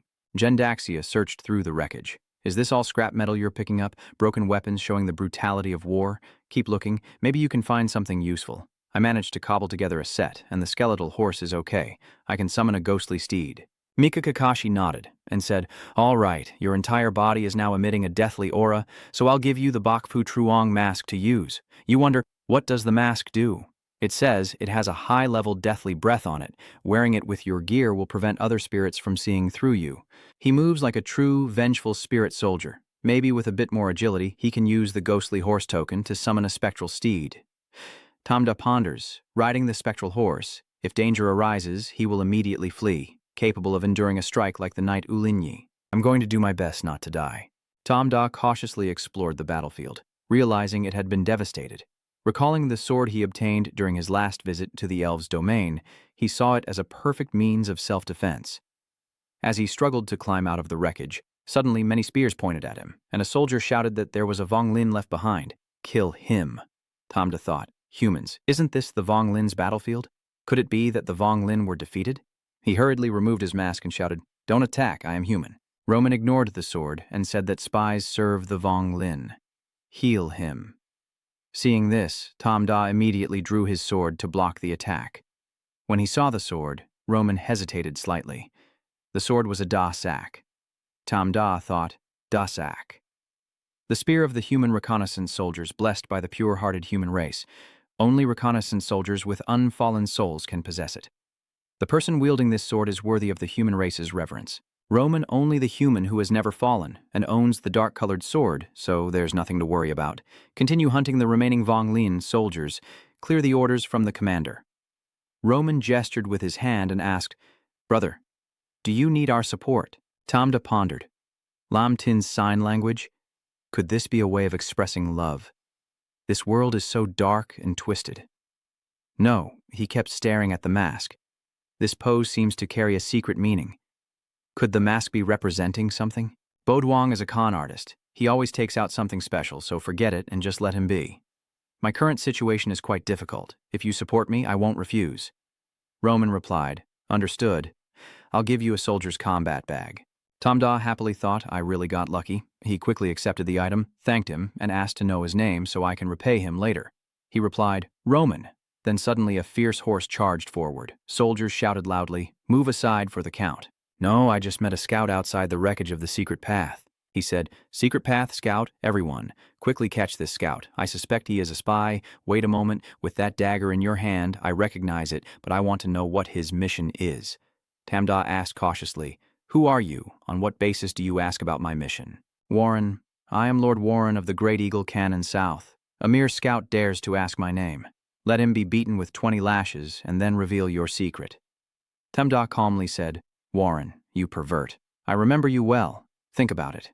Suddenly a red circle appeared beneath your feet. Warren shouted and led the soldiers forward, daring to threaten the Countess's tank. Die now.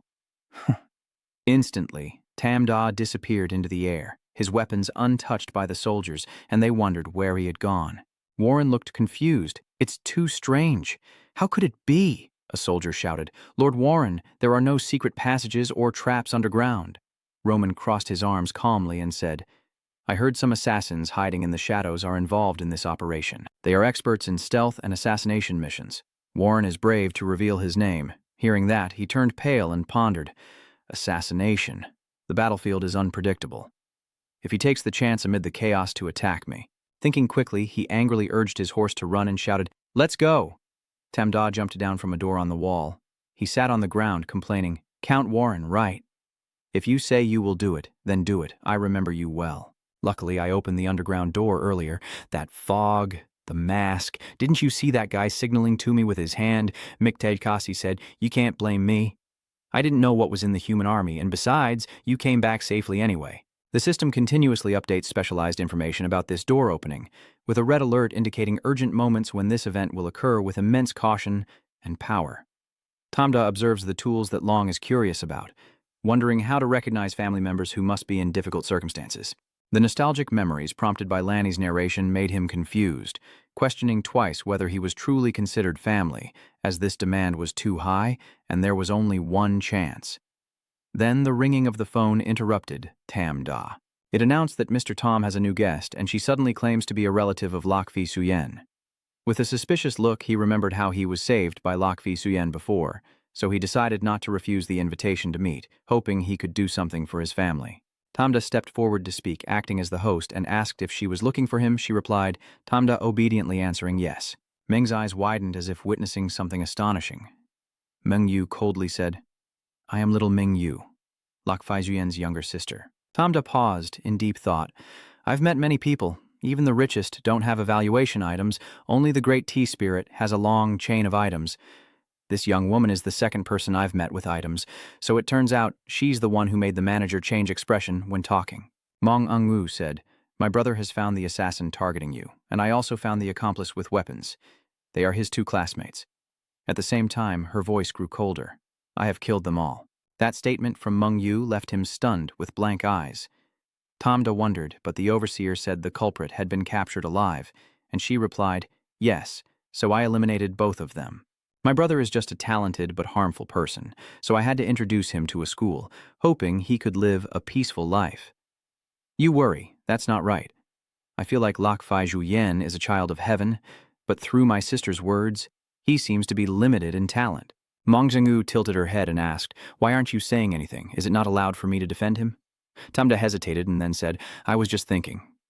With the way you killed people, I wonder if anyone will notice. She chuckled softly and said, I see, even though you have the Tam surname, you've never lived in the world of the aristocracy, so you don't understand. No matter how talented my brother is, he's still a descendant of the aristocracy. Also, I have the surname Tio through my mother. I asked the assassin's name, but he didn't know who wanted to kill you. Now that they're dead, the trail is also cut off. This time, I came to ask you about the person who wants to kill you. Do you suspect anyone? You straightforwardly replied, honestly, I have no clues. But killing those thugs means you have protected Officer Law. Mung Ingu's sharp gaze and determined tone rang out. I have to find the one who wants to kill you. I will kill the mastermind behind it. Tamdahat opened his mouth in shock, wondering if she had just drawn her sword or not. Mong Ngu said, think carefully, have you ever made enemies with anyone before, and you can come to me for any help. Tamdahat replied, my family's relationship with Tam Fotamda isn't very good. We hardly interact, and when we do, it's just to play with kids of the same age. Suddenly I realized this was probably the first time I was ambushed, and I faintly remember the chaos in the hospital. The voice then came from a stranger. The sword strike was terrifying, and when she arrived, I tried to ask her if she had attacked you. She comes from a noble family and is considered a talented individual. Tamda wondered if she was still in school or already working. The man replied that she is in high school this year, and the same age as you. Don't be discouraged. The descendants of the ancient clan all have secret inheritances. If you had grown up in the clan since childhood, it would be great. Tamda didn't care and replied, I'm going to sleep first. At that moment, in Tamda's room, you relaxed your worries on the bed. No wonder the clan's descendants are so powerful. They can easily control members of the Assassin Alliance with just a single coin. I want to quickly learn a truce attack move. After all, humans still have to rely on themselves. In the dark room, Tamda is desperately thinking, with a skeleton and a nightmare crystal, the kind with steel skills. Lin was told that all my skills are from Vong Lin. You can't use them, you're stubborn, so where did the lunar fall action you used earlier come from? Could it be that I have to wait until level 3 to learn the true Athuk attack, but I can't wait that long? That's right. I haven't had a chance to check out the soldier's tactics that human officer Roman gave me. Rations, first aid, there's nothing really special. Suddenly, Tamda noticed the glowing crystal, a nightmare crystal. Hoping for a good skill, who would have thought the system would notify information? The Brotherhood's haunting arm, setting up a strategic teleportation point. He was stunned. What skill? I already received the item today, so even if I end up in a nightmare world, I don't need to get a similar item. The skeleton. The mask of the 100 Protectors leader that you told me to pick up. Where did you get it from? Do you have human equipment there? Tamda was already dressed in his armor, and Lianli reminded him that now he has become a soldier at the border, and the oil stamp on the midday table is the symbol of your group. You wonder why I'm looking for you. This crystal token is a quick response system, a letter of plea to the leader of the realm, also a token of trust. He replied, I have to help you gain a certain status in the nightmare world. You're so naive, that's more like it. Outside, night has fallen into quiet darkness under the moonlight, and in the forest, bloodied bodies lie scattered on the ground. The frightened soldier shouted, There's someone injured here. Go quickly. Help your brother. Stay calm. The main camp is not far. They'll treat your wounds soon. Tamda observed for a moment and realized there were still some soldiers cleaning up the battlefield, so he couldn't act recklessly. The place was full of corpses, and only the intelligence could find them. It's too big. Is this Vong Lin? Hey, wake up, I have something to tell you. Do you know the origin of this mask? Vong Lin Map May, I don't know. Tamda quickly stood up and ran away. All right, you rest now. Who would have thought that Tamda ran around the forest just to ask Vong Lin about the history of the mask, then suddenly felt dizzy and collapsed to the ground with a loud thud. Tamda leaned against the large rock and sighed, feeling like searching for a needle in a haystack. Suddenly, he noticed a strange noise nearby and looked up attentively. Tamda was amazed. The Zoi, that's great. The Zoi's nose must be very keen. Maybe it can help me. Good dog. Have you ever seen or smelled anything similar to this mask? Unexpectedly, it replied. I've seen this mask before. It belongs to a master blacksmith. Over there, he only has one arm left, and by the way, I am a mole, not a dog. You're joking. Good dog. You've done well. He quickly walked over to the observation point and saw an arm lying limply on the ground. Tamdu hesitated and asked if it was there, then saw the arm move. Suddenly, the arm made a strange gesture that puzzled Tamda. He happily replied, This is the iconic hand gesture of the haunted arm. Looks like I found the right person. Is there something you want to tell me? At this moment, the arm pointed forward under Tamda's surprised gaze.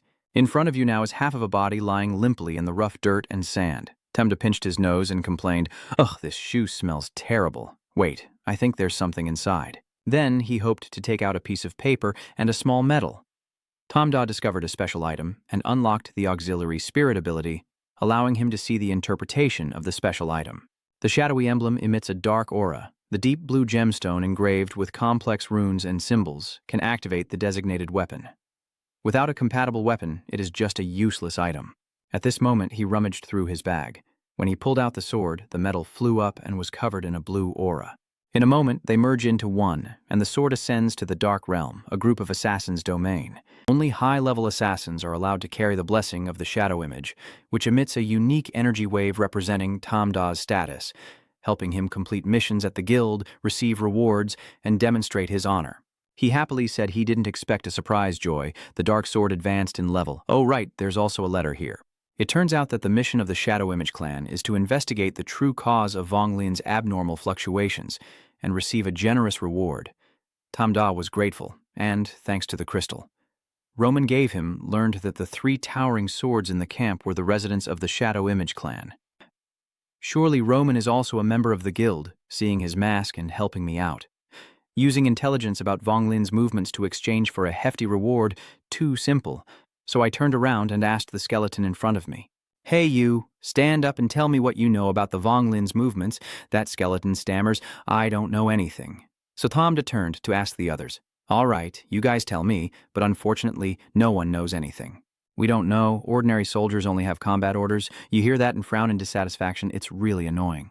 Suddenly a voice spoke up. "Well, actually I can provide you with intelligence," and the sound came from the ring in Tamda's hand. "You were happy, right? Since there's already a Vonglin, but he's a Vonglin, and he's selling his own race's intelligence. Aren't you trying to set a trap for me?" The skull among the smiling replies, "The Vonglin are indeed my kin, but they all harbor ill will towards me." Tamda understood. Yes, it seems this one's situation with the Vonglin isn't very good. The ring offered a choice. "What kind of intelligence do you want? Earth-shattering or ordinary?" Tamda hesitated, knowing he couldn't afford to cause a stir since I'm just an ordinary person. Sharing such intelligence could bring me trouble. The ring replied, "Then I have some intelligence here, enough to exchange for a few items." Tamda asked what kind of intelligence it was. It was about the Vonglin clan applying a new fortress component that increased the power of the great rifle Soulfire by 20%, boosting the frequency of its shots. He then asked the crystal to see if the value of this intelligence was too high. It replied, not exactly, but with the outbreak of war, the high-level human officials probably had suspicions, just not confirmed yet. Then he grabbed his luggage and left, talking to himself. This intelligence is good. It brings benefits without attracting too much attention. Tamda stopped in front of the Great Army's camp, thinking that the place was guarded by the Shadow's forces. But how should he get through? Nan said, "The humans are looking for wounded people, so you disguise yourself and let them take you in." Tamda Khan Hoi, that's a good idea. Then Nantrot asked, "How is the level of medical care among humans on the battlefield?" Tamda replied, "It's quite effective, as long as you have money." Nahan looked confused. Even on the battlefield, money is needed. Tamda replied, "Of course. And what about Vonglin?" Nan recounted, "We often throw dying soldiers out to fend for themselves." Tamda pondered, "So no need for treatment?" Nhanoi, "It can be cured, but it's very troublesome. We plan to build a sacrificial city to imprison living beings and drain their power. This method restores immediately, but requires sacrificing the life force of another being. Only a very high-ranking Vonglin can do it, and they must understand the secret technique involved." Tamda whispered softly, saying that the quality and value of humans are higher, but unfortunately, I don't have money. Suddenly, Nan spoke up, "I have some," so Tamda replied, "Turns out we have money, that's great." Then he walks past a giant corpse and says, "I have a way now." As he speaks, he enhances his strength attribute, holding the stone hammer of the corpse beside him. Nan looks worried and asks, "What are you doing?" Tamda didn't explain. "If I can't make a sound when I call out, think of a way to help me." Nan was surprised. "Hey, you're serious about this?" And then the stone hammer crashes down, crushing Tamda and causing him to bleed profusely. Ring's mocking, "Just a supporting role, but investing so much, why bother?" Tamda retorts, "Acting dead isn't even difficult, and yet still playing a supporting role." After saying that, he repeatedly hit the nearby ring with a piece of stone. "Who? Someone help me? Is there anyone? Help me. Save me." At that moment, some people immediately shouted to each other for help, calling out that there was a wounded person here. "Hold on, we're coming right away." After a while, everyone returned to the tent running through the forest. The female priestess is casting a healing spell, and a greenish light surrounds Tamda's body. In a moment, all the wounds on his body were healed. After finishing, the monk reported, "My lord, the healing is complete. His injuries have been restored." The old sage asked, You should step back now. Someone will pay you soon. Ugh. A little later, Tamdamomang sat up and asked, "Where am I?" A young man approached the boy and said, "You're safe now. You're within the human race's territory." Tamda asked, "Who are you?" The other person replied, "I am Prince Noten, child. The shield you carry has the symbol of the lunar calendar. Tell me, are you one of Lord Rai's people?" I silently wept. Finally, I found you all. Rai is being invaded by spirits. Quickly send reinforcements. This is a letter from the Lord commanding me to deliver. The old sage took it and then blessed a young man. Vieni Tuitin sends a message. To the great nobles of the empire, I am the leader, Rai Laurel. Anyone who can lead troops to save our territory, I am willing to pay 300 Negzu and a promising contract. Please come and save us. The old Taoist priest spoke. This is Laurel's voice, and Vien Thuitin has no issue with it. Notan sadly said, "My child, you truly are a person of Rai. But I have to tell you something. Rai has been completely destroyed. Its spirit has taken over it, and I fear you are the only survivor." Shamda was stunned. "What do you mean?" Then covered his face and cried out, "Dad, Mom, Grandma, all of them didn't survive. I can't believe it." Notan comforted him. "You've been through many hardships, surviving under the bones of the spirits. You are indeed a rebel, the last spark of Rai. Rest assured and don't worry about anything. Tomorrow I will arrange for you to go to a safe place to continue living." Hearing this, Tamda paused and thought, I still need to find the escape route of the Shadow Chithu to deliver the mission. In exchange for that skill, I can't be driven away like this. So he begged to stay. "Thank you, sir. Please let me stay on the battlefield." Notan was confused. "Why?" Tamda looked furious and determined. "I want to take revenge for everyone. I won't forgive those spirits. I want to fight them, chase them away, and not wait for anyone." Everyone in the room was moved and pitied his fate. Notan smiled to himself. So brave for such a young age. Being chosen by Lord Rai to deliver messages must mean he's quite capable. Tamda confidently said, "I run very fast. In Gai District, no one my age is faster than me." You think to yourself, swallowing everyone one by one, all with attributes that increase speed and agility. System reports success. The agility score is 9.9. Then you went out to the field to show everyone, "Your Excellency, watch me run." As soon as you finished speaking, you sprinted from one tent to the opposite tent in the blink of an eye. Then I changed direction and sprinted back so fast you couldn't see my steps clearly. Do you think I can stay on the front lines?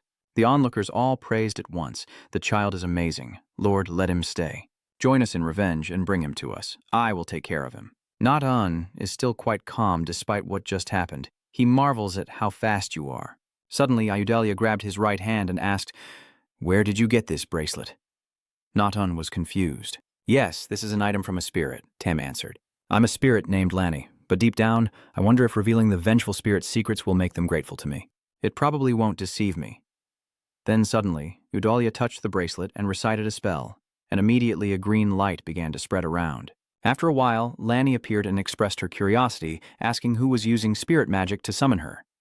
Eudalia replied, "Lanny, I am Archmage Eudalia of the Royal Court. Why is your bracelet on a human boy?" Lanny appears in the magic mirror. "I've found him already. Where is he?" Shenya looks confused. That illusion was amazing. The little girl cheerfully replied, "Yes, it's you. When will you come to visit the village again?" Eudalia spoke. "Lanny answered my question. Last time, there was a spy and a ghost entering the village, and he exposed the ghost's evil plans. It turns out the high priest has been searching for him all along." Lanny casually replied, "Got it. I'll contact you later." She whispered softly, "Notan dear. This boy is young and agile, has escaped danger many times, and has even interacted with our spirit tribe. I suggest letting him come and learn with us." Notan responded, "Rarely are humans valued by the spirit tribes, so just go ahead and give him identification papers and arrange a place for him to stay. What's your name?"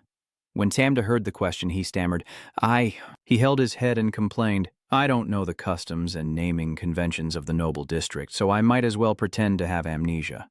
The old man standing beside him chimed in, "Probably hit by a giant spirit stone hammer, causing amnesia." He muttered, "So that's it. It's okay. Just rest and take care of yourself. Before I leave, I remind you that we will meet again." At this moment, the surrounding energy sources are shining and the parameters are increasing gradually. Tamda looks helplessly. What is the keyword that the boy of great calamity didn't die from? Is there a way to delete this keyword? System notification. The keyword is not yet fully formed and needs to be maintained to highlight it. There are 2 ways to remove the keyword. The boy ponders. Well done, after everything ends. Taking a break from the limelight for a while is fine. What is the background of the skeleton and Crown Prince Not Und? Not Dap, Not Und is the eldest son of the royal family and the future heir to the throne. He is a prince, and his attack leads a horde of spirits and elves to push back. Meanwhile, old Da confides, the boy earlier was quite interesting. Udelia Dap, did he realize something? Old Da spoke, saying that he had a high-grade token from the Shadow Image sect on him, and that at such a young age he was already so talented. She wondered if he meant the Sword of the White Blade. Nadan also agreed, saying he thought so too, that it was the Damak, an item only high-level assassins possess, and he asked to vouch for him in my name. The night envelops the camp, with tents illuminated against the dark background. Tamda buak into a tent and observes, found it, this is the intelligence transfer point of the Hoi Huine. At the same time, a man appeared in the camp trying to stay silent despite your loud calls, his cheeks flushed with embarrassment as he spoke, hoping the shadow always protects us both. Huang Lam spoke up. Brother, do you have any news? Tamda threw the water orbit on, and in this campaign their fireworks were much more powerful than before. Huang Lam sighed and said, this really is valuable. Do you want to trade for something? Big guy, what's in there? Huang Lam muttered. I have a lot of stuff here. I guarantee you'll be amazed. This is Angui Trang's tactical dagger, coated with a special poison that causes fake death with just a lick. The poison is newly produced, valid for 2 years, and can be licked even if you can't sleep at night. At this moment, Huang Lam took a deep breath and approached everyone. How could the horse standing still like that possibly be dead? Who would have thought the horse, before it could react, would start trembling? Huang Lam explained that the horse can fake death. Just blinking makes it think it's panicking. Tam Da spoke up loudly. The horse's hide and nails are all just illusions. The owner is calm, eyes focused on the crystal. Then, Huang Lam raised it again to add another item. A pair of glasses that can conquer you, the light penetrating the earth. Embedded with 2 pieces of reflective glass, anyone who wears them can see wealth and treasures on others. Tamda asked, do you have a nightmare crystal? I want to learn some skills. Huang Lin replied, recently the battle mage is urgent. Resources are scarce. I only have 2. The blood projection technique is a move that causes the opponent to bleed continuously. Swangfong is a technique that can knock back enemies and their weapons. Suddenly a voice echoes reminding you, missing 1 human, choose Swangfong.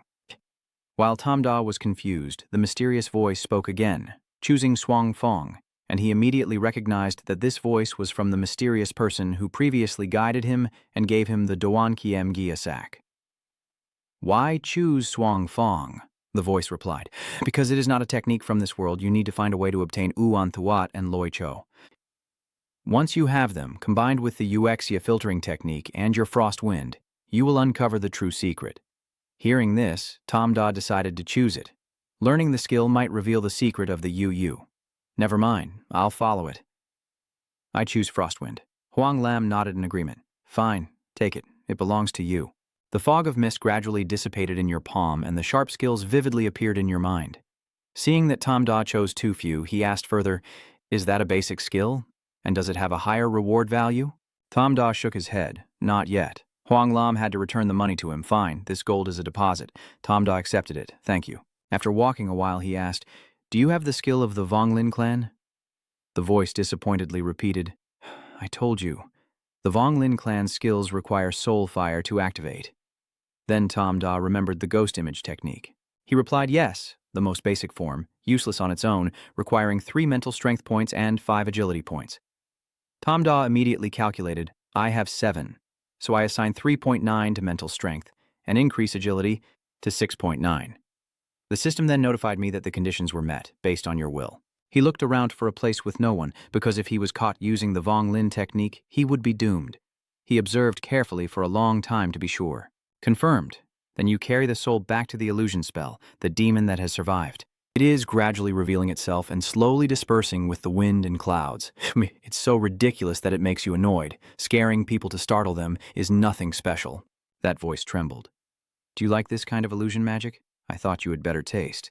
Tamda said, now it's thinking of a plan itself. Stay silent. Now I've mastered the dimensions, only missing the Thunderfield to see, after gathering these skills, what will happen. Suddenly a soldier came over and called out, finally finding the boy in trouble who hadn't died. Tamda silently thought, don't call me that. He brings good news and congratulates you, not to mention deciding to award you a medal and a recommendation letter. Tamda is a bit puzzled, wondering how he received it, and thanks him, saying he will do his best. He added that he could return with the troops or alone. Take this letter to enlist. Is that okay? Tamda nodded. Understood. He also told him to do his best. Tamda felt grateful and thanked the prince for his kindness. My child, I have enough living expenses now. The gold I took earlier will be used for household costs. This unusual journey has achieved its goal. It's time for me to return, early tomorrow morning at your apartment. The bank system displays a notification. You secretly exchanged a total of 65,444 wen and transferred it to the designated account as you requested. Tom Da was about to turn off his phone when a voice sounded, "Thank you, your parents called. Why did you transfer so much money to your mother?" He quickly made up an excuse, saying that after joining the corporation, he received a stipend, which surprised her. "You don't need to use it," he said to ease their worries, since he lives in the corporation and doesn't need to spend money. But then he hesitated a bit. Then Tom Da turned on his phone and scrolled through a few messages. It's been a long time since he checked his phone. There are many messages, such as "Congratulations on successfully signing the deal. You're truly admirable, my husband." Even Dibang wants to pull him back. "It's all my fault, Temda. Please forgive me. Can I go watch a movie with you tonight?" Tamda stared at the photo she sent, a faint smile on his face as he replied with a cold message. "She's very beautiful. Too bad. Look at yourself, Dibang. I am Tianya. You're not worthy." Just then, a message from Hao Vu arrived. "Daka, congratulations. Want to go for a drink?" Reading this message made you suddenly remember, that's right. Just say you need to go have a meal with Hao Vu. But now I am being targeted for assassination. Leaving the company and going outside is not safe at all, but Hao Vu still wishes me congratulations. Although the original body is gone, the friendship remains. This is a feeling I have never experienced before. Even though the distance between us is growing wider, if there is a chance, I still want to cherish this friendship. Suddenly, Hao Vu found a way out. "Daka, take me to visit the corporation today. That's where I made my wish." Tamda immediately saw the problem. Right, the corporation might allow outsiders to visit, satisfying Hao Vu's curiosity and celebrating a fan at the same time. Without thinking much, he quickly sent a message. "You go ahead, just happen to be going to eat with me," he agreed immediately. "Fine, I'll be there right away. At most 10 minutes, you nod on the line, I'll wait for you in the lobby." Tom Da stepped into the mortal martial arts arena and found a large crowd gathered ahead, suddenly stopping in surprise when he sensed something unusual. The people there radiated an extraordinary aura. Hesitant, he approached, and his presence was markedly different from ordinary people. This must be someone with a powerful background, just as the former master had warned. His appearance drew the attention of a towering man. Kiet, with his enormous build, approached and asked, "Are you new?" Tamda replied, "Yes. Should I not look at you intently?" Kiet smiled and said, "It's okay. I was once a newcomer here too, standing here and watching others like you." Tamda asked softly, "Are you craving for the future?" The man replied, "No." His face twisted. At that moment, I felt they were very arrogant. I wanted to tear all of them apart. Kiet's sudden change surprised Tamda. "Is this a fake profession? Relying on great power with such a strange personality?" As they were talking, a woman with red hair approached. Kiet waved and greeted Ona. "Are you on duty today? Want to go out for dinner tonight?" Ona pointed her gun directly at his face. "Turn into a ghost if you dare to lie to me again, just like a few days ago when I made that demon vanish." Kiet sadly leaves. "What's the point of being so fierce?" Ona asks, "A student named Tran Hao Vu is looking for you. His identity has been verified. Should I let him in?" Tamda replied, "She is my friend. Please let her in." She agreed, so I will go in right away.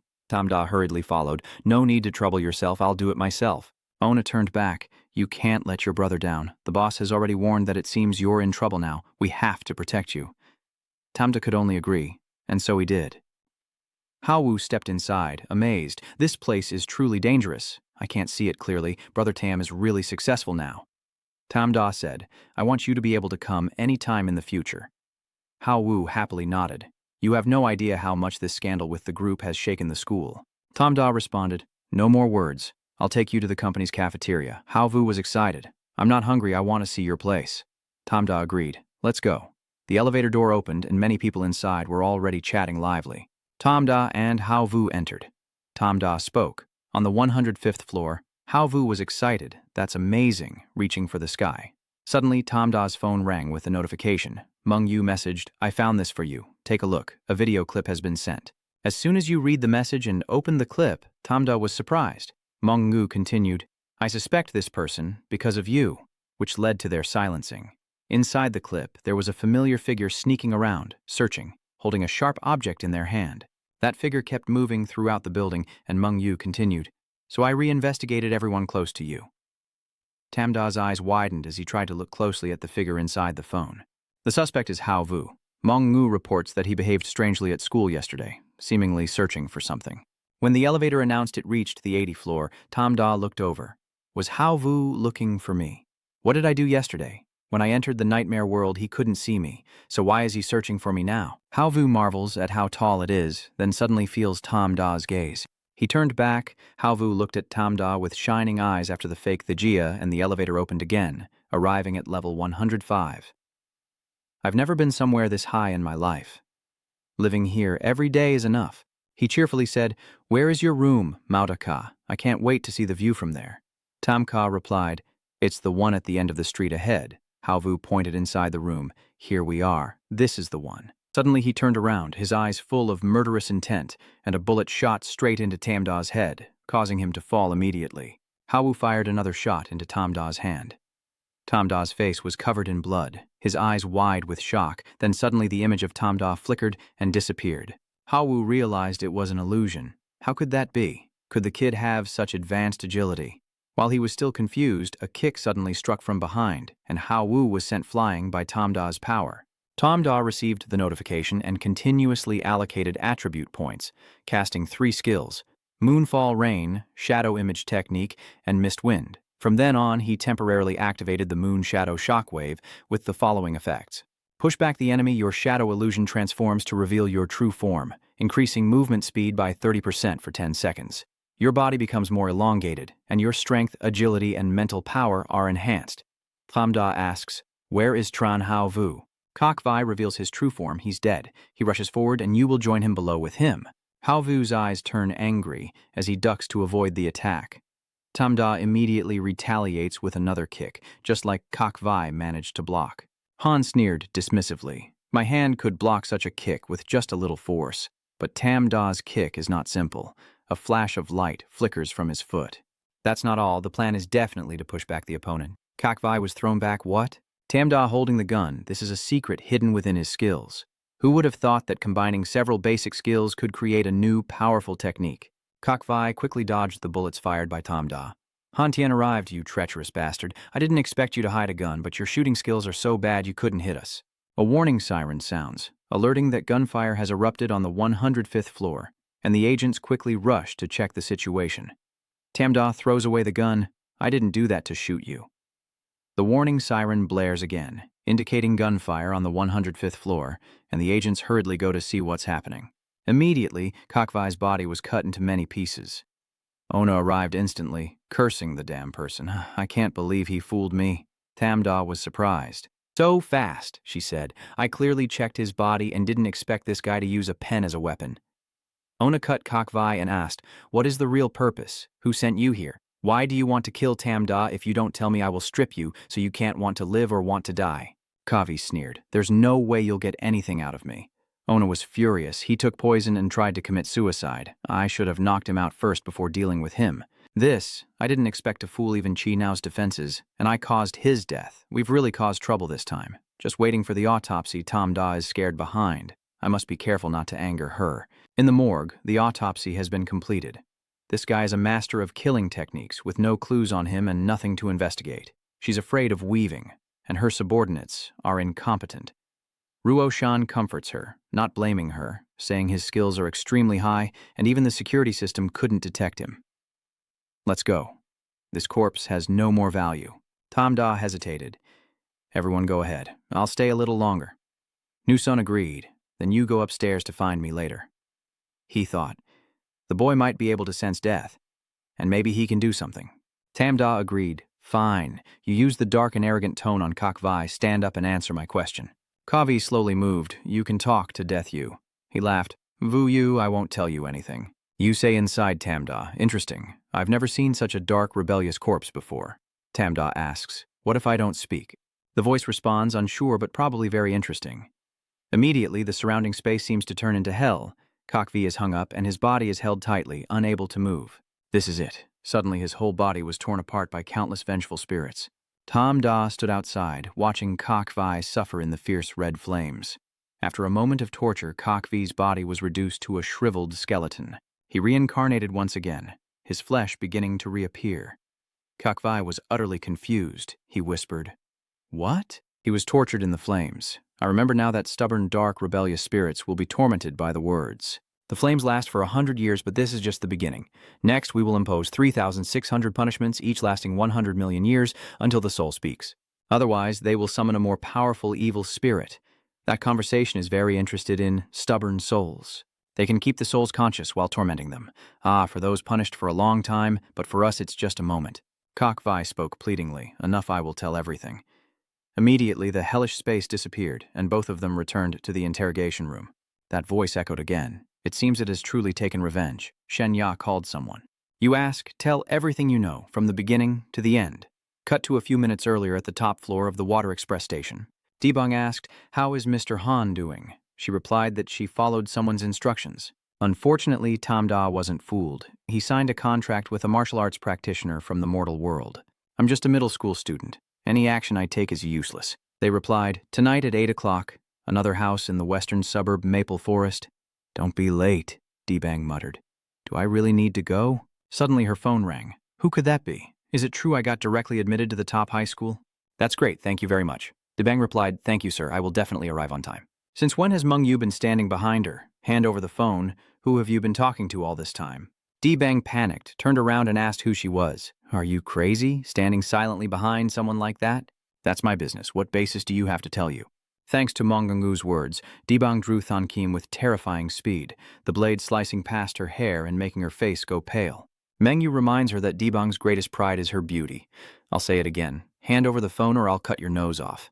Debang angrily throws her phone. I don't care who you are, I won't forgive you. Just get caught by the police. Mongangu's phone rings. She answers, does Tam Da have new intelligence? Tam Da replied from the other end, I caught a murderer here.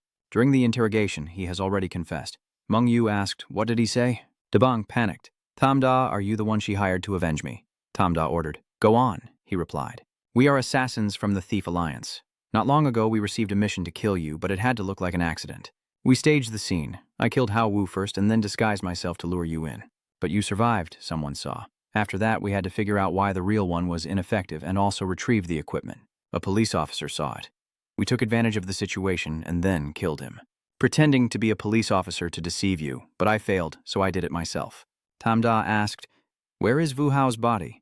Kakvai replied, at the school's drainage outlet. Meng Yu spoke up. So earlier I said I found it at the school's drainage exit. Tam Da angrily crushed his phone screen. Tam Da gritted his teeth and demanded to know who hired you. He then turned on his phone. You interrogate and ask who hired you. Kakvai responds that only the person in charge of the mission knows all the details. Tam Da continued to ask who the person in charge was and where he was. Kakvi replied that he was called the Exposer. The assassin is well known in the underground world. He controls people through fear, and he came to the Fenglin Hotel to kill the nurse who witnessed everything. Tam Da asked what kind of assassin he was and what his strengths were. Kakvai said his abilities are profound, I cannot know them. Tam Da asked, if that's the case, why didn't he come to kill me himself? Kakvai replied, with his status, killing a middle school student himself would be very disgraceful. He thinks that being controlled by the shadow behind the curtain is already enough of a respect. Tam Da wondered, does he have no other distinguishing features? Say it all, Kakvai replied. He has a peculiar hobby. As soon as Kakvai uttered the 3 words, eating human flesh, both Tam Da and Meng Yu on the other end of the line froze. Meng Yu angrily said she would go confront that predator, but Tam Da pushed her away and told her to wait and get lost. Kakvai chuckled, even though I don't know who the girl on the other end is, but her going after that predator probably won't end well. He prefers to eat young, pure girls, especially the innocent ones. Before he can finish speaking, Tam Da's punch has already hit his face, knocking Kakvai off his seat. Tam Da was furious. Don't speak if you don't ask, get lost, and Kakvai immediately brightened up. The scene shifts to a male hotel room in the west of Fong Lam, where someone is slicing fresh meat on the table. A man and a woman are sitting together enjoying their food, but the scene is very strange. The Han man speaks, tasting the smooth, almost non-existent sweetness, with a slight bitterness on the tip of his tongue. The time spent hiding has put a lot of pressure on her. Sorry, he said as he sipped the dark red drink in his hand. Han's face shows satisfaction, rich and refined with a hint of wine. Surprisingly, the balance of sour and sweet is perfect. The aroma resembles cherry blossoms, and this blood cocktail can neutralize the bitterness of the meat very skillfully. It's been a while since I enjoyed such high-quality delicacies. You really moved me, nurse. For this moment of emotion, I will give it a try. Hansu's phone buzzed, apologizing. There are always a few people who like to cause trouble during our meals. Life is full of surprises. There's a message. hoping you can handle it personally.